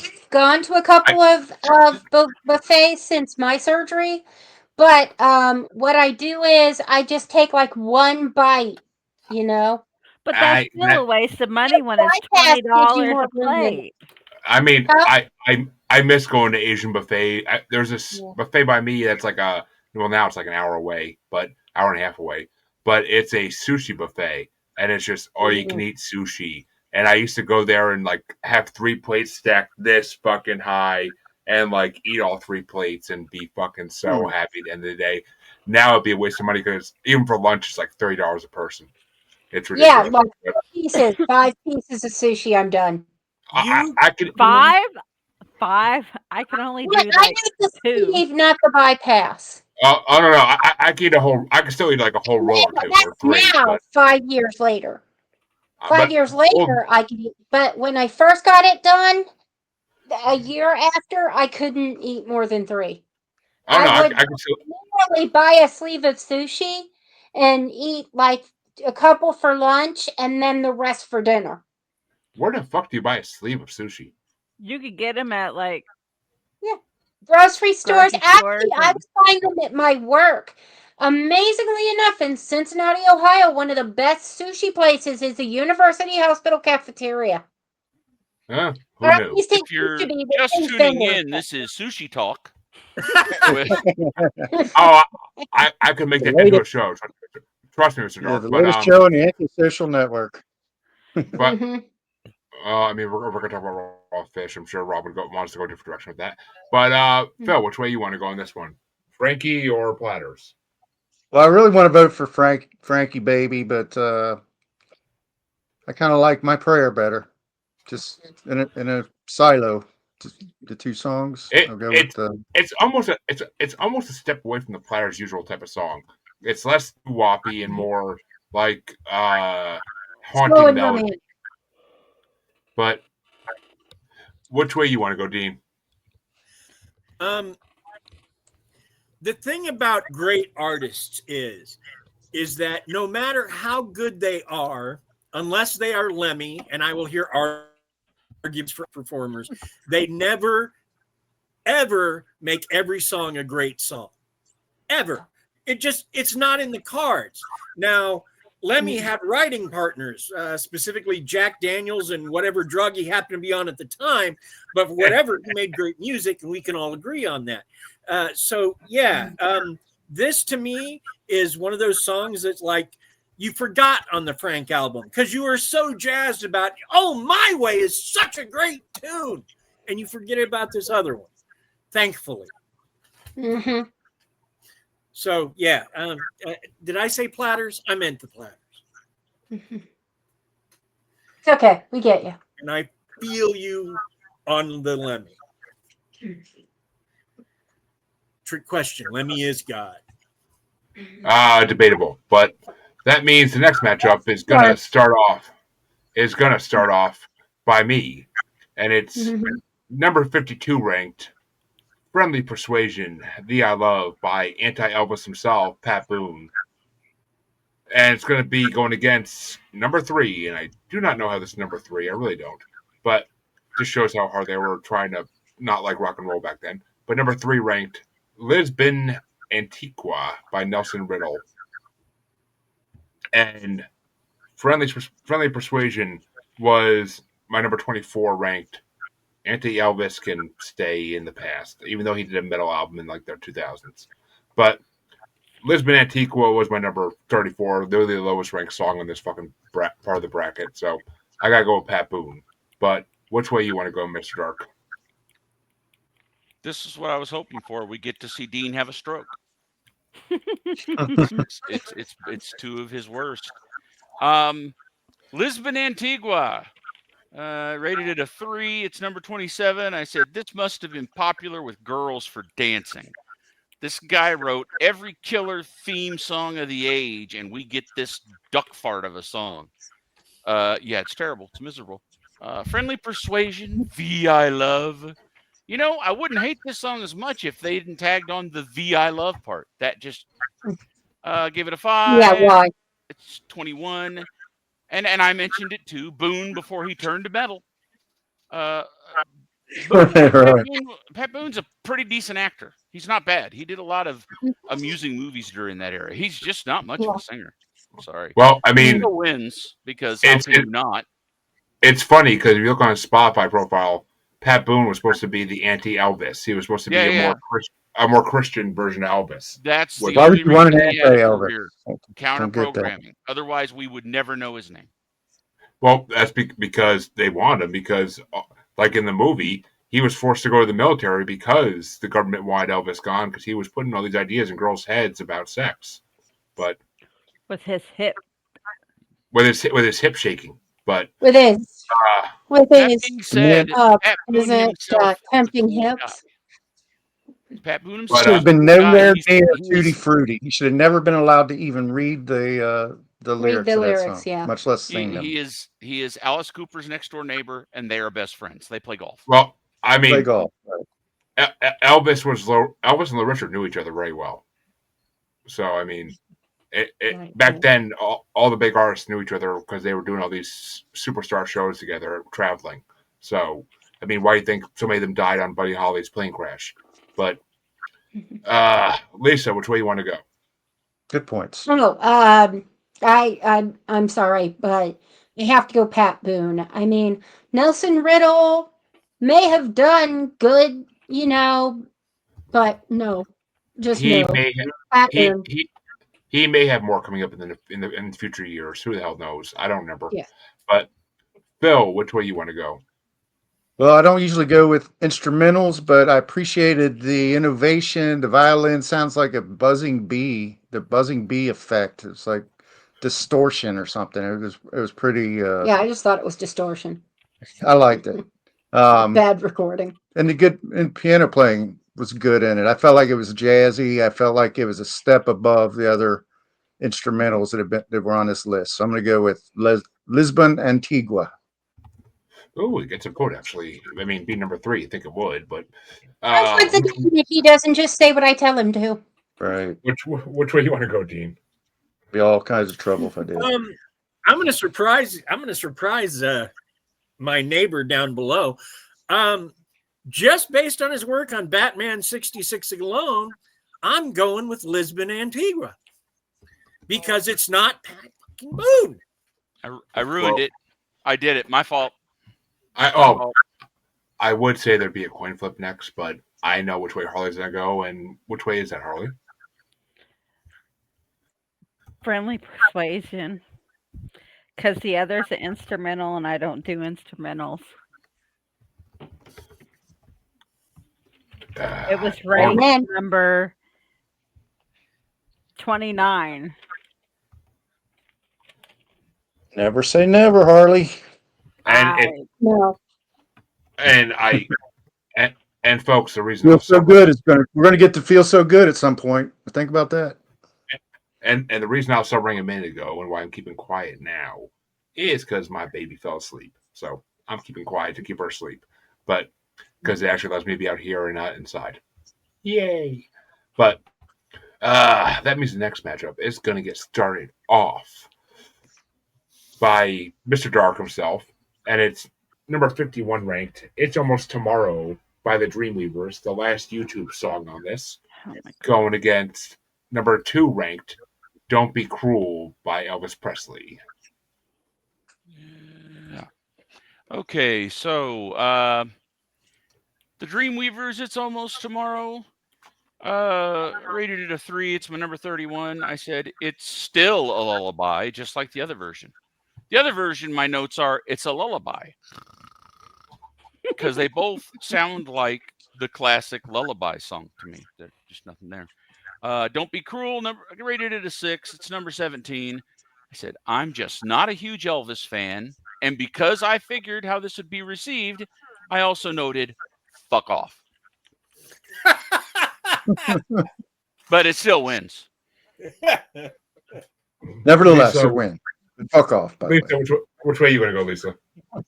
You didn't do Ignoring it the right. bonus from previous, I've got to go Elvis. I agree. Almost Tomorrow, Yawn, and I have heard really, really good. I mean, there's Hushabye Mountain right there. We're done. So, yeah, Elvis, Elvis, Elvis, Elvis. And Phil? This may have been one of my mom's favorite songs. This or Blue Eyes Crying in the Rain. So Don't Be Cruel. No. And Dean?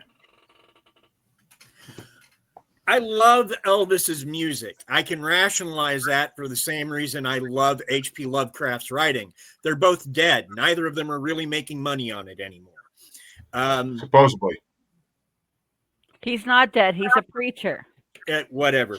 Point is, I like his music. I don't like Elvis. I don't like him at all. But Don't Be Cruel beats the living hell out of the other song. Yeah, I haven't liked Elvis since I found out that he started dating Priscilla at 14. I know it was a different time, but not that damn different. Well, almost Her 100 years parents different. kind of set that all up. Oh yeah. Our father had no problem with it, but Irrelevant in my opinion, but you know. Holy God in heaven, let's not rehash this. But We've already been here. We left. Thank you. We're not doing Been a there, U-turn. done that. Let's leave it. but Harley, which way you I want to do go? agree, but let's leave it. Okay. Don't Be Cruel is my number 1 because that was my grandfather's favorite song, so that's my number 1. Well, funny you should say that way, because It's Almost Tomorrow, the Dreamweavers version, is my number 26. It was the worst version of It's Almost Tomorrow on this part, Both and of them it's are just. pretty bad. I mean, I could deal with the Joe Stafford one like 5 songs better, but still, it is what it is. Joe Stafford has a great voice, but Don't Be Cruel is an Elvis song I have never heard before. And my grandmother loved Elvis, so the fact I haven't heard this song blows my mind. So Don't Be Cruel was my number 1 because it blew me away. Like it's right up there with the Elvis song from the last part of this bracket. Fuck, I forget what's. Oh, not that one. Oh yeah, it's right up there to me with "I Want You, I Need You, I Love You." Like that's another Elvis song I never really knew. That's freaking incredible. So, Yeah. but that means we're in the second plane of the first round, in an hour and 40 minutes in. Jesus Christ, and it's going to be for this play-in to determine what's going into round 1. Number 49 ranked "A Tear Fell" by Teresa Brewer versus number 1 ranked "Heartbreak Hotel" by Elvis Presley, and Lisa starts us off. Elvis, Elvis, Elvis. A tear fell? Yes, a tear fell when I was first forced to listen to this song. Elvis. I almost forgot about that song. I when have a was story thinking this. about Heartbreak Hotel. Okay. Eh, When I was working, when I was 19 years old, I was working at a restaurant, one of our favorite restaurants that closed eventually, the Hitching Post in Hyde Park. They had the best freaking chicken. It was the best. They were not wrong. And the fries, oh my God. And their coleslaw, excellent. All of it. Beside the point, Heartbreak Hotel. I was working there, and Heartbreak Hotel came on, and the owner's son and I both started singing it at the same time. And the owner was standing there and he said, okay, let's have a sing off for 5 cents an hour bump in pay. I won 5 cents an hour bump in pay, which was significant back then. Now it's 5 nothing. cents. Because he sang the song, I did the dance. Since my baby The left me. chorus. Boom, boom. That was Yeah. a great story. Thank you. And Phil, which way you want to go? Okay. I'm going Elvis on this one too. Seems like I'm more of an Elvis fan than I knew. And Dean, which way you want to go? Elvis. And Harley. Heartbreak Hotel is number 2, and A Tear Fell is 24. I almost forgot about that. That's the one I was missing on my bracket. Well, that means Heartbreak Hotel is moving into the first round, as I knew it would. But It's Elvis. A Tear Fell. I'll see if Chancey was here. He would say fuck Elvis every chance he got. But A Tear Fell is. I didn't forget 2. No fucking way. No, okay, I didn't. I no. Did I? Yeah, you forgot it too. No, I. Are we still in the first round? Yeah. Yeah, somehow. But Oh. all Be right, done. I can't find Tear Fell. I don't know why. I know what's on my list, but I can't fucking find it because I have 34 songs. So It's not worth it. it's not worth it but it doesn't matter because Heartbreak Hotel is my number 9. It's my lowest ranked Elvis song, but it still gets my fucking vote no matter what because A Tear Fell is really. I feel like I put it on my list, but I'm getting pissed off now because I have 34 songs. Unless I doubled up on one, I don't fucking know what happened. But Or you put last week's winner in it. Last time's winner. I did, but that still should be 35 songs. But so I already missed one song, so it's got to be in here somewhere unless I doubled up. I don't fucking know, but it doesn't matter. It really doesn't. But which way you want to go, Mr. Dark? So I did the opposite. Somehow I didn't get Heartbreak Hotel on my list. Triple checked here, and nope, not there. Now, A Tear Fell, I rated it an 8.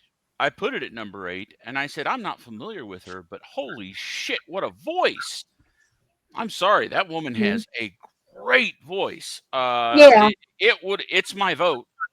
I'll have to figure out where I'm going to put Heartbreak Hotel while everybody else figures things out. Well, the only person left to go is you. I mean, sometime. Some break I'm going to have to. Well, Heartbreak Hotel is going down regardless, and it's going to face the last song we haven't talked about yet, and it's going to get started off by Phil. It's number 50 ranked Rock Island Line by Lonnie Donegan versus number 1 ranked Heartbreak Hotel by Elvis Presley. I liked Rock Island Line. Reminded me a bit of Alice's Restaurant, Arlo Guthrie. It seemed to have a sense of humor. But I'm gonna stick with Elvis. Heartbreak And Hotel. Dean?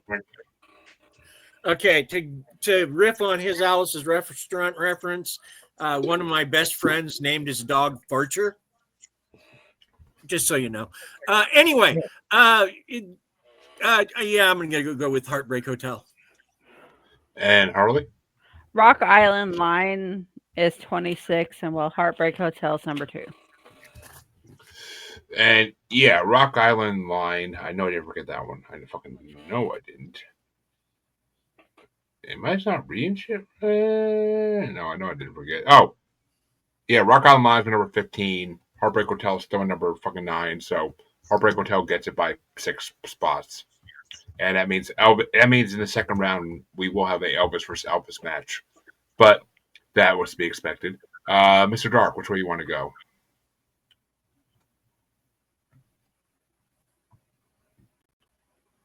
You're muted. You're muted. God damn it. So let's try that again.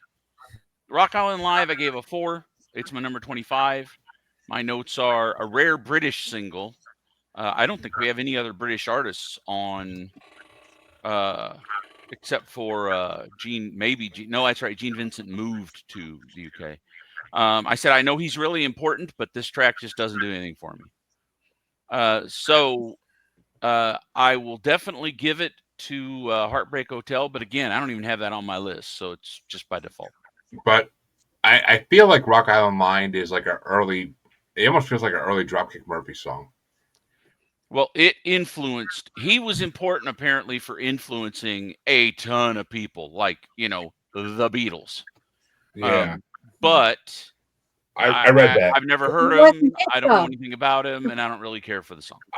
I read that. Like, and apparently Rock Island Line was like his biggest song, but he was a huge UK artist, and he did a lot of fucking shit for artists over there. But Lisa, which way would you have gone?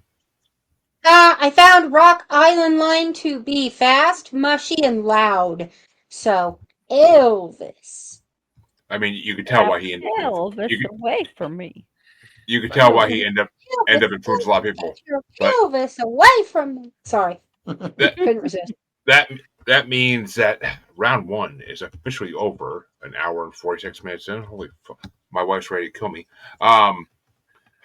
I mean, Basically, the rest of the rounds go faster. we must be having a we good can help. time. We can help. I must be. Jesus Christ. But Is that this means usually takes about an hour? It's Harley's fault for talking more. Yeah, right. yeah, right. But that means that round two gets started off by Dean. We're back at the top. And if Dean's the top, who the fuck's the bottom? My God, I feel bad. But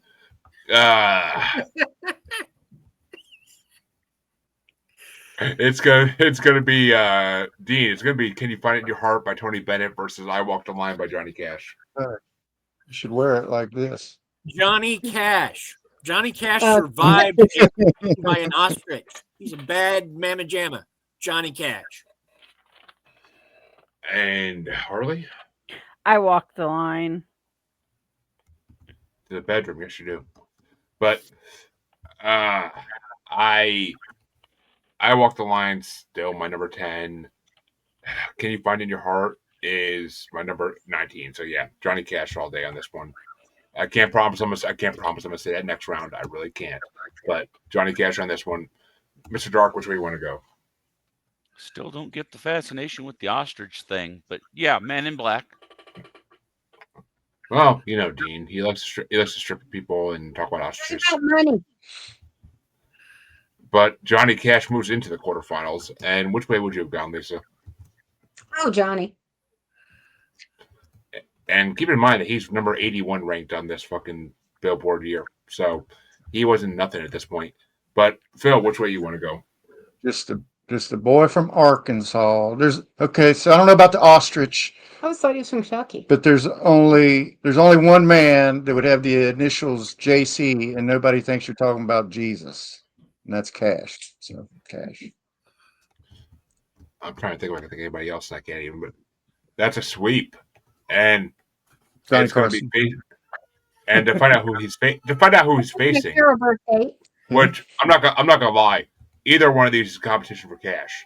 But to find out who he's facing, it's going to start off by Harley, and it's Glendora by Perry Como versus You'll Never Never Know by the Platters.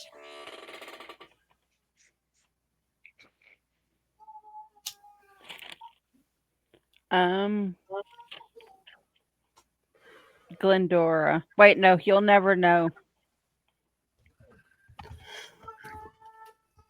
Yeah, and for me, Glendora is my number 8. You'll Never Never Know is my number 7. So these are literally right next to each other on my fucking rankings. But the Platters take it by one of my rankings, so I'll stick to my rankings on this one. But which way you want to go, Mr. Dark? I have You'll Never Never Know at number 9. But Glendora, I've got up at number 5. So got to give it to Glendora. I'm not mad. And Lisa, which way you want to go? Yeah, I feel like a professional model. Somebody's arranging my clothing. You'll never know.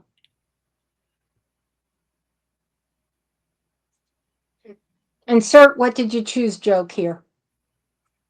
The Platters. Philip?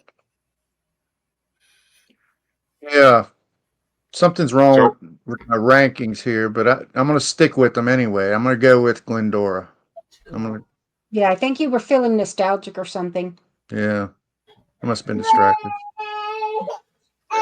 When we do three, I'll put the tag in the front.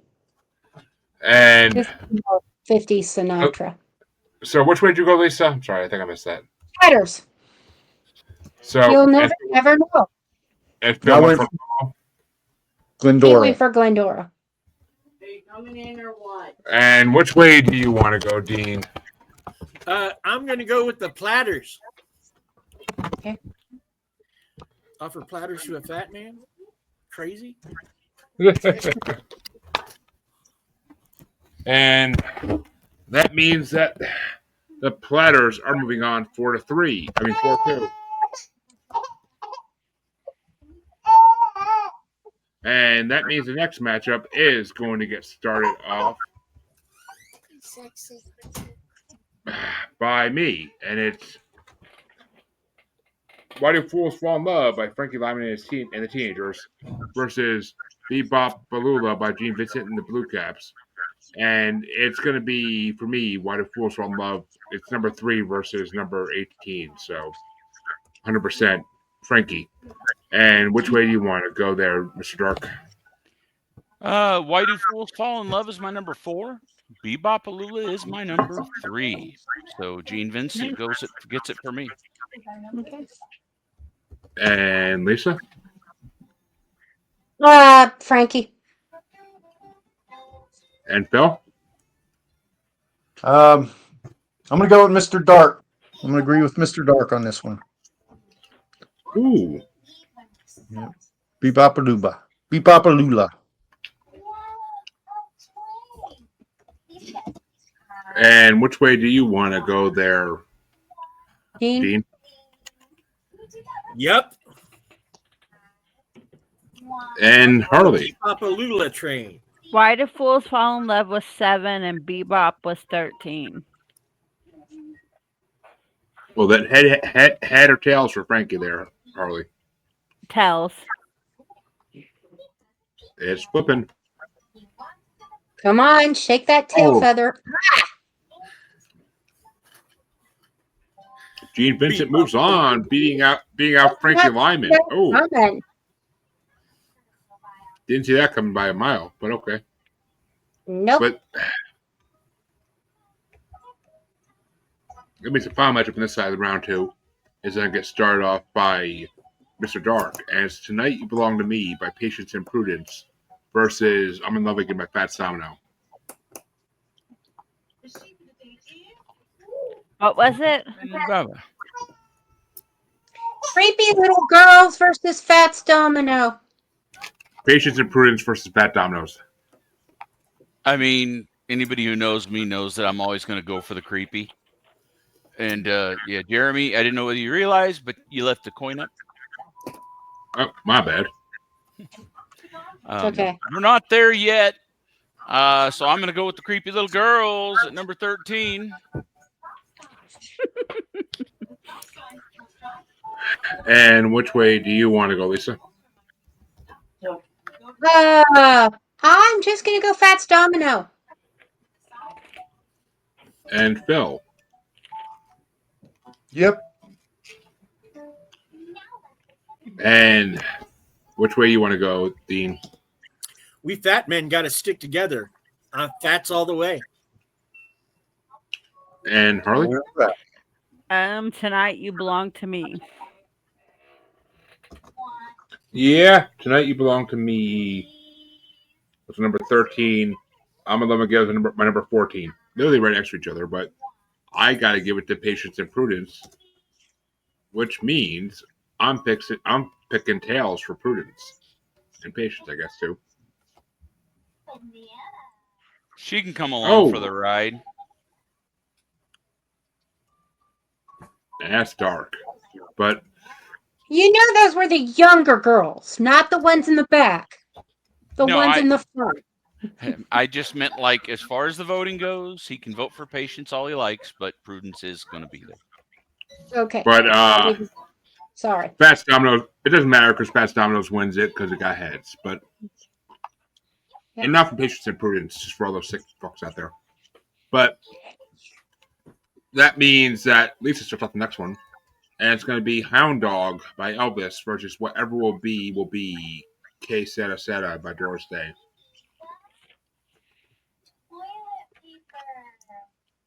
I'm sorry, Phil. Phil starts it out. Okay.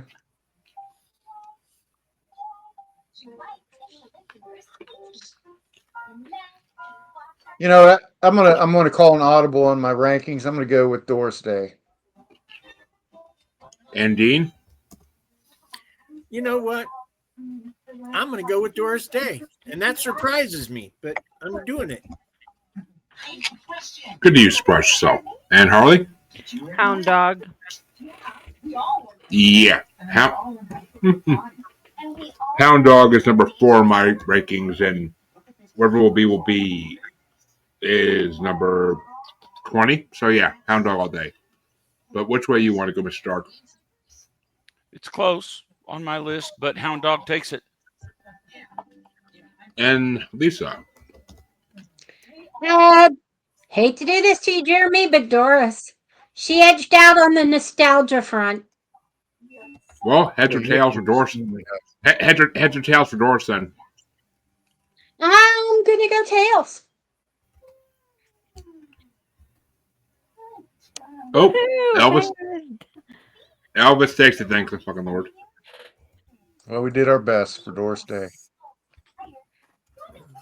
After 50 years, I can finally say I've not had enough of Doris Day. And that means the next matchup is going to get started off by Dean. And it's, this is going to be the interesting one for this round. It's Canadian Sunset by Andy Williams versus The Wayward Wind by Goji Grant.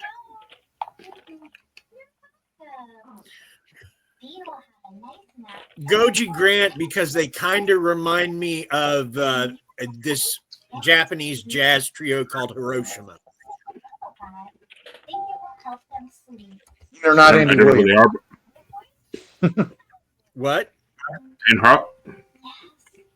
And they're not Andy Williams. And they're not Andy Williams, right? Yeah, well, that too. But, Harley, which way you want to go? Canadian Sunset's 18 and The Wayward Wind is 28. And Canadian Sunset is my number 29. Wayward Wind was my number 28. So actually, Wayward Wind wins by 1 ranking. I love how all these round 2 ones for me are 1 part. But which way would you go, Mr. Dark? I'm going to call an audible and give it to Wayward Wind because of Phil Hendry. And Lisa? I gotta go Canadian Sunset. I didn't enjoy 1940s Western movies or their music. And Phil, are we going to have a winner or a tiebreaker? Well, I already called 1 audible, so I don't want to do that again. I want to make that a 1 off. So I'm going to go with The Wayward Wind. Plus, this wasn't close. And Wayward Wind wins by 1 vote. And that means the next matchup is going to get started off by me. Oh, wait, I'm sorry. Dean didn't get a vote in that, did he? I started the vote in that. Okay, I thought so. For some reason I thought Harley started it. But Harley starts the next one, and it's My Prayer by the Platters versus Friendly Persuasion by Pat Boone. Friendly Persuasion is 14 and My Prayer is 17.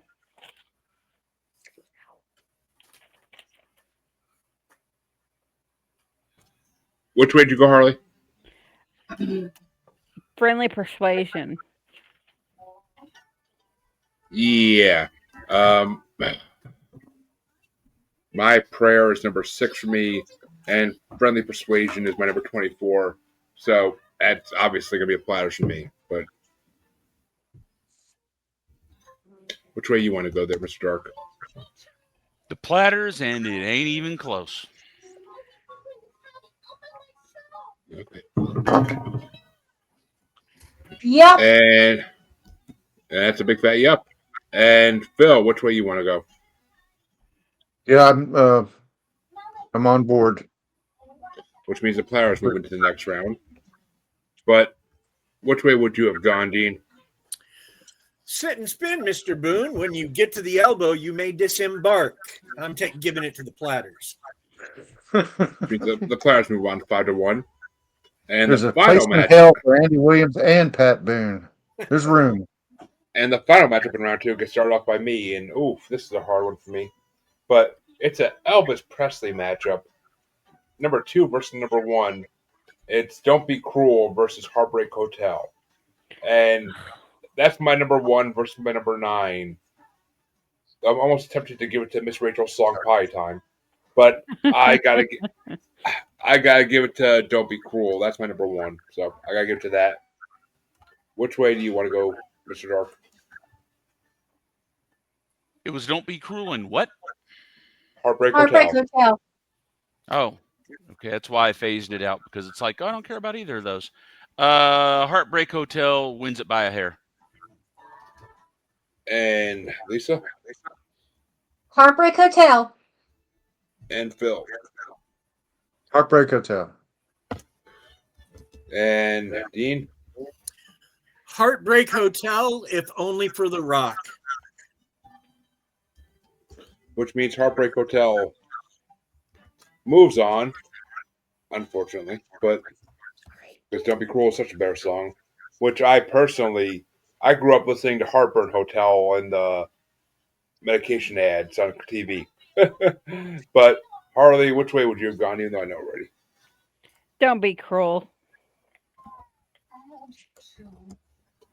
Which means that round 2 is officially over, and kid, you're giving my abs a freaking workout here, I'm telling you. But you're falling asleep, so it's okay. Here we go. My abs can't take this. I'm too fat for this. Na, na, na, na, na. I'm fat. I'm really, really fat. But that means the quarterfinals get started off by Lisa, I believe. And it's going to be I Walk the Line by Johnny Cash versus What? Did I miss something? Lisa, it's going to be I Walk the Line by Johnny Cash versus You'll Never, Never Know by the Platters. Johnny. And Phil. Cash.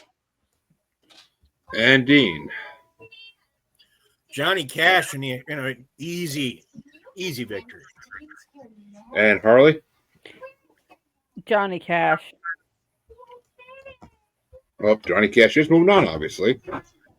But for me, You'll Never, Never Know was number 7, and I Walk the Line is number 10. So I'll give one to the Platters. It ain't going to be a sweep. But which way would you go, Mr. Dark? Till days are brighter, I'm the man in black. Which means that to see who's facing in the semis, the next matchup will get started off by Phil. And it's Be-Bop-a-Lula by Gene Vincent and his Blue Caps versus I'm in Love Again by Fats Domino. Be-Bop-a-Lula. Be-Bop-a-Lula. She's my baby. And Dean?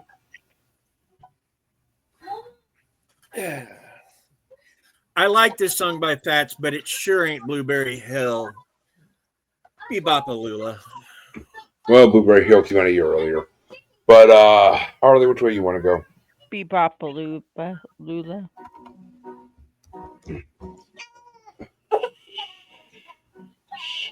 And for me, it's Be-Bop-a-Lula was still number 18, and I'm in Love Again was number 14. So I'm going to give a vote to Fats.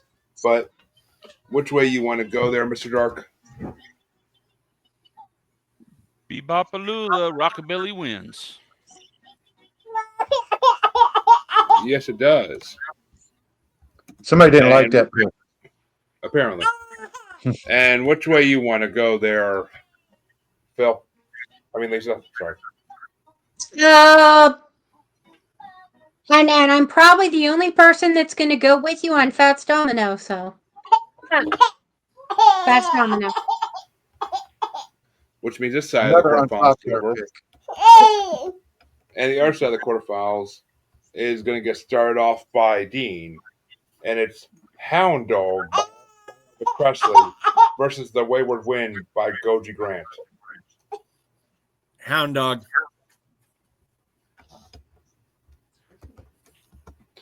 And Harley? Hound Dog.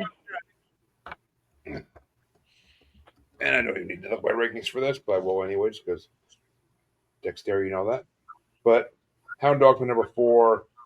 The Wayward Wind is for number 28. So by almost the whole list, Hound Dog gets it. But which way would you have gone there, Mr. Dark?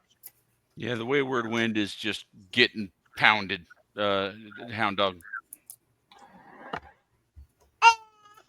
Getting pounded like Harley at a podcaster convention. But which way you want to go, Lisa? Thank goodness the Western fart is finally eliminated. Hound Dog, baby. Oop. You had And Hound Dog. Oh. Little way. Sorry. And Phil, which way you want to go? Hound Dog. Which means the Hound Dog is moving on. Wow, that's quite a lineup of that's remaining. Mm-hmm. Oh, you ain't kidding. It's going to be a hard final 4. Giggity. Mhm. But that means the final matchup in the quarterfinals gets started off by Harley. And it's going to be My Prayer by the Platters, number 4 ranked, versus number 1 ranked, Heartbreak Hotel by Elvis Presley. Heartbreak Hotel. And for me, My Prayer was number 6, and Heartbreak Hotel's number 9. So I will actually give it to the Platters for this one. But which way you want to go, Lisa? You let Mr. Dark vote? Oh, I'm sorry, Mr. Dark. The Platters. Now, Lisa. I'm in baby mode here. So, Lisa, which way you want to go? I gotta give it to Elvis. So 2-2. Heartbreak Hotel Oh, okay. against And- My Prayer. And Phil? Heartbreak Hotel. And Dean, which way would you have gone? It's the song that The Rock sung in Nashville, Heartbreak Hotel. Mm-hmm. And that means that the quarterfinals Isn't that so are over? officially over. And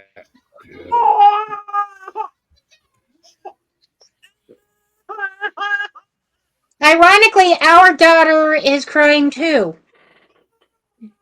Yeah. She's a cat, mind you. We don't have any actually human children, so you know. lucky you. But, luck or not.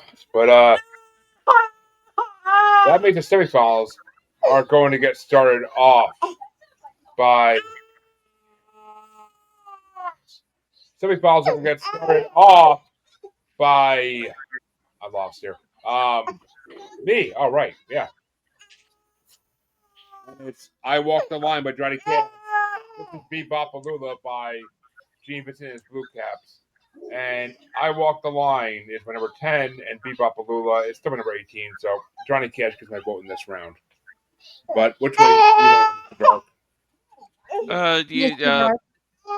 Johnny Cash. Yep. And yep, for Lisa as well. JC. Which means Johnny Cash moves into the finals. And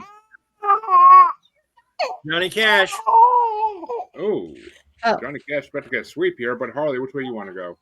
Johnny Cash. Which means Johnny Cash does get a sweep. And that means that Be-Bop-a-Lula will get its redemption possibly in the third and fourth place matchup, though I doubt it. And the God damn it.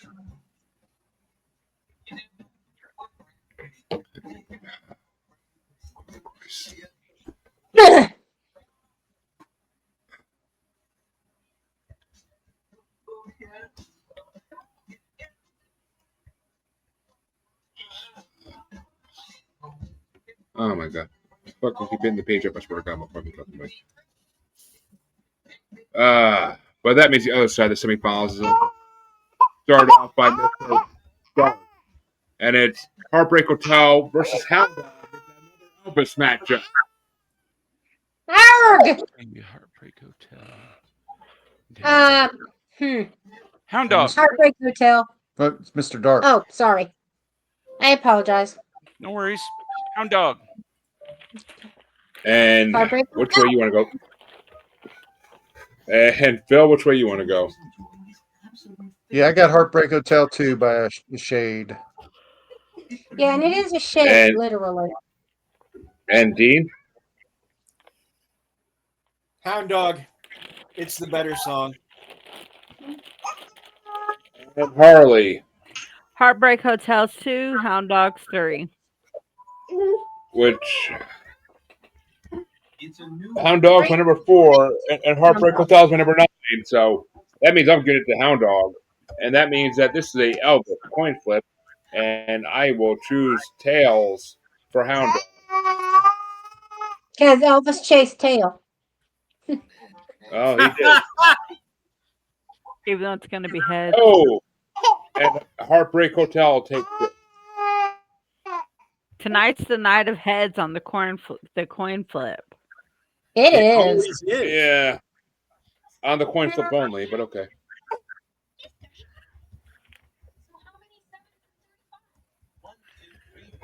I just can't take this. And that means that the semifinals are officially over. And honestly, I'm ready to go to the hospital for this because my abs can't take this anymore. But fucking that, I gotta do this. But the third and fourth place matchup is going to get started off by Lisa, and it's Be-Bop-a-Lula by Gene Vincent and his Blue Caps versus Hound Dog by Elvis Presley. I gotta give it to Hound Dog. And Phil? I'm going to hang in there with the one-hit wonder. Although, maybe that's in dispute, but Be-Bop-a-Lula. And Dean. Hound Dog. And Harley. Hound Dog.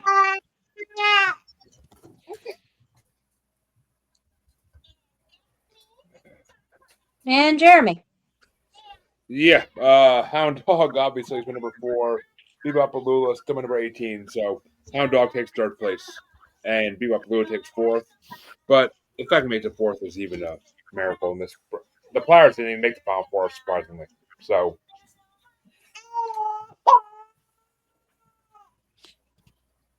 Okay. but which way you would go, Mr. Dark? Be-Bop-a-Lula, but it doesn't matter. It doesn't matter, it truly doesn't, but that's okay. Well, it always matters. And the finals are going to get started off by Phil. And it's number 81 ranked I Walk the Line by Johnny Cash versus number 1 ranked Heartbreak Hotel by Elvis Presley. That's right, an 80 song difference in the rankings. I'm going with Cash. And that shows how much has changed in the last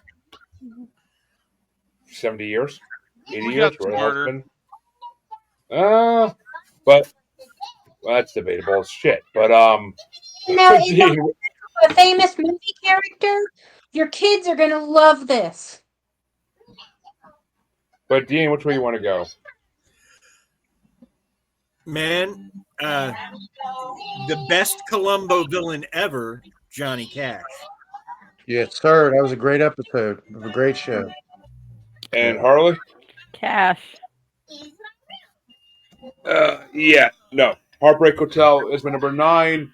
I Walk the Line is my number 10. So Heartbreak Hotel wins by one song for me. But which way you want to go there, Mr. Dark? Johnny Cash forever. Which hell? We'll see about that in the grand finale. But that means Johnny Cash does win this part of the bracket and takes first place. But which way would you have gone, Lisa? Elvis! Elvis! Thank you, Lord. Some sanity in this. But that means the grand finale matchup is going to get started off by Gene, and it is going to be number 12 ranked, The Great Pretender by the Platters versus number 81 ranked, I Walk the Line by Johnny Cash. Man, as much as I like the Platters, Johnny Cash, especially I Walk the Line. And Harley? Johnny Cash. Yeah, no. In rankings for this week, The Great Pretender is my number 5. It's the one song we didn't get to yet. It's my number 5 out of all the rankings in this part. And Walk the Line is still number 10, so it beats it by half of the top 10. But which way you want to go there, Mr. Dark? The Great Pretender is the Platters' best song, but it still ain't Johnny Cash. You're right, it's better. But Lisa, which way you want to go? I'm going to go with Johnny Cash because I really do love The Great Pretender, and it's got nostalgia for us because it's used commonly in some of our, well, enough said. Johnny Cash. And Phil? Cash. Which means Johnny Cash wins the grand finale some fucking how. 5-1, and I Walk the Line is the greatest song of 1956 by this crew. At the number 81 out of 100 ranked song wins. I can't explain this, folks. It just happens. But on this part, our fourth place winner was number 27 ranked, Be-Bop-a-Lula by Gene Vincent and his Blue Caps. Our number third ranked song was number 8, Hound Dog by Elvis Presley. Our second place song was number 1, Heartbreak Hotel by Elvis Presley as well. And our first ranked song was number 81 ranked, I Walk the Line by Johnny Cash. Johnny! That's right. Out of the top 4, the lowest ranked song won. Don't ask me. But Harley, sometimes the world is wrong. We're like the Supreme Court here. 1956, the world was wrong. We're a small unit. We're making the right choices. In my life, the world is always long and thick. But Harley, range back to you since we're in the Okay, guys. That is it for this episode of The Asylum with Harley and Joker. Dean, you want to tell them where they can find you? Absolutely. They can find me any place that where they listen to podcasts, just looking at the Family Plot podcast. Also, if they go over to Amazon and look up R. Dean Bose, they can find my book. Okay. And Mr. Dark, you want to tell them where they can find you? I'm on Facebook, MR Dark DFW, Mr. Dark DFW. And you never know, I might pop up somewhere else eventually. Okay. And Lisa and Phil, you want to tell them where they can find you? We can be found at Pod and Political Cadence Pod on pretty much everywhere where you can find podcasts. Did I do okay, hon? Wonderful. Fantastic. Okay, guys. Well, that does it for this episode. Join us on Saturday for our Halloween movie bracket for King Joker show, and join us on the 26th for Death Row Inmates Last Meal from 2020 to current. Figured we do something Halloweeny. Harley, can you send me the Halloween list? I've seen a lot of Halloween movies, and I might have seen enough to be relevant.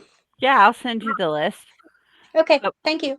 Okay, guys, we will see you later. Bye. Okay. See everybody.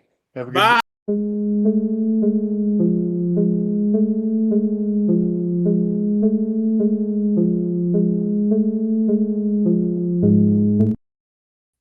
I feel Okay, like I we've will done that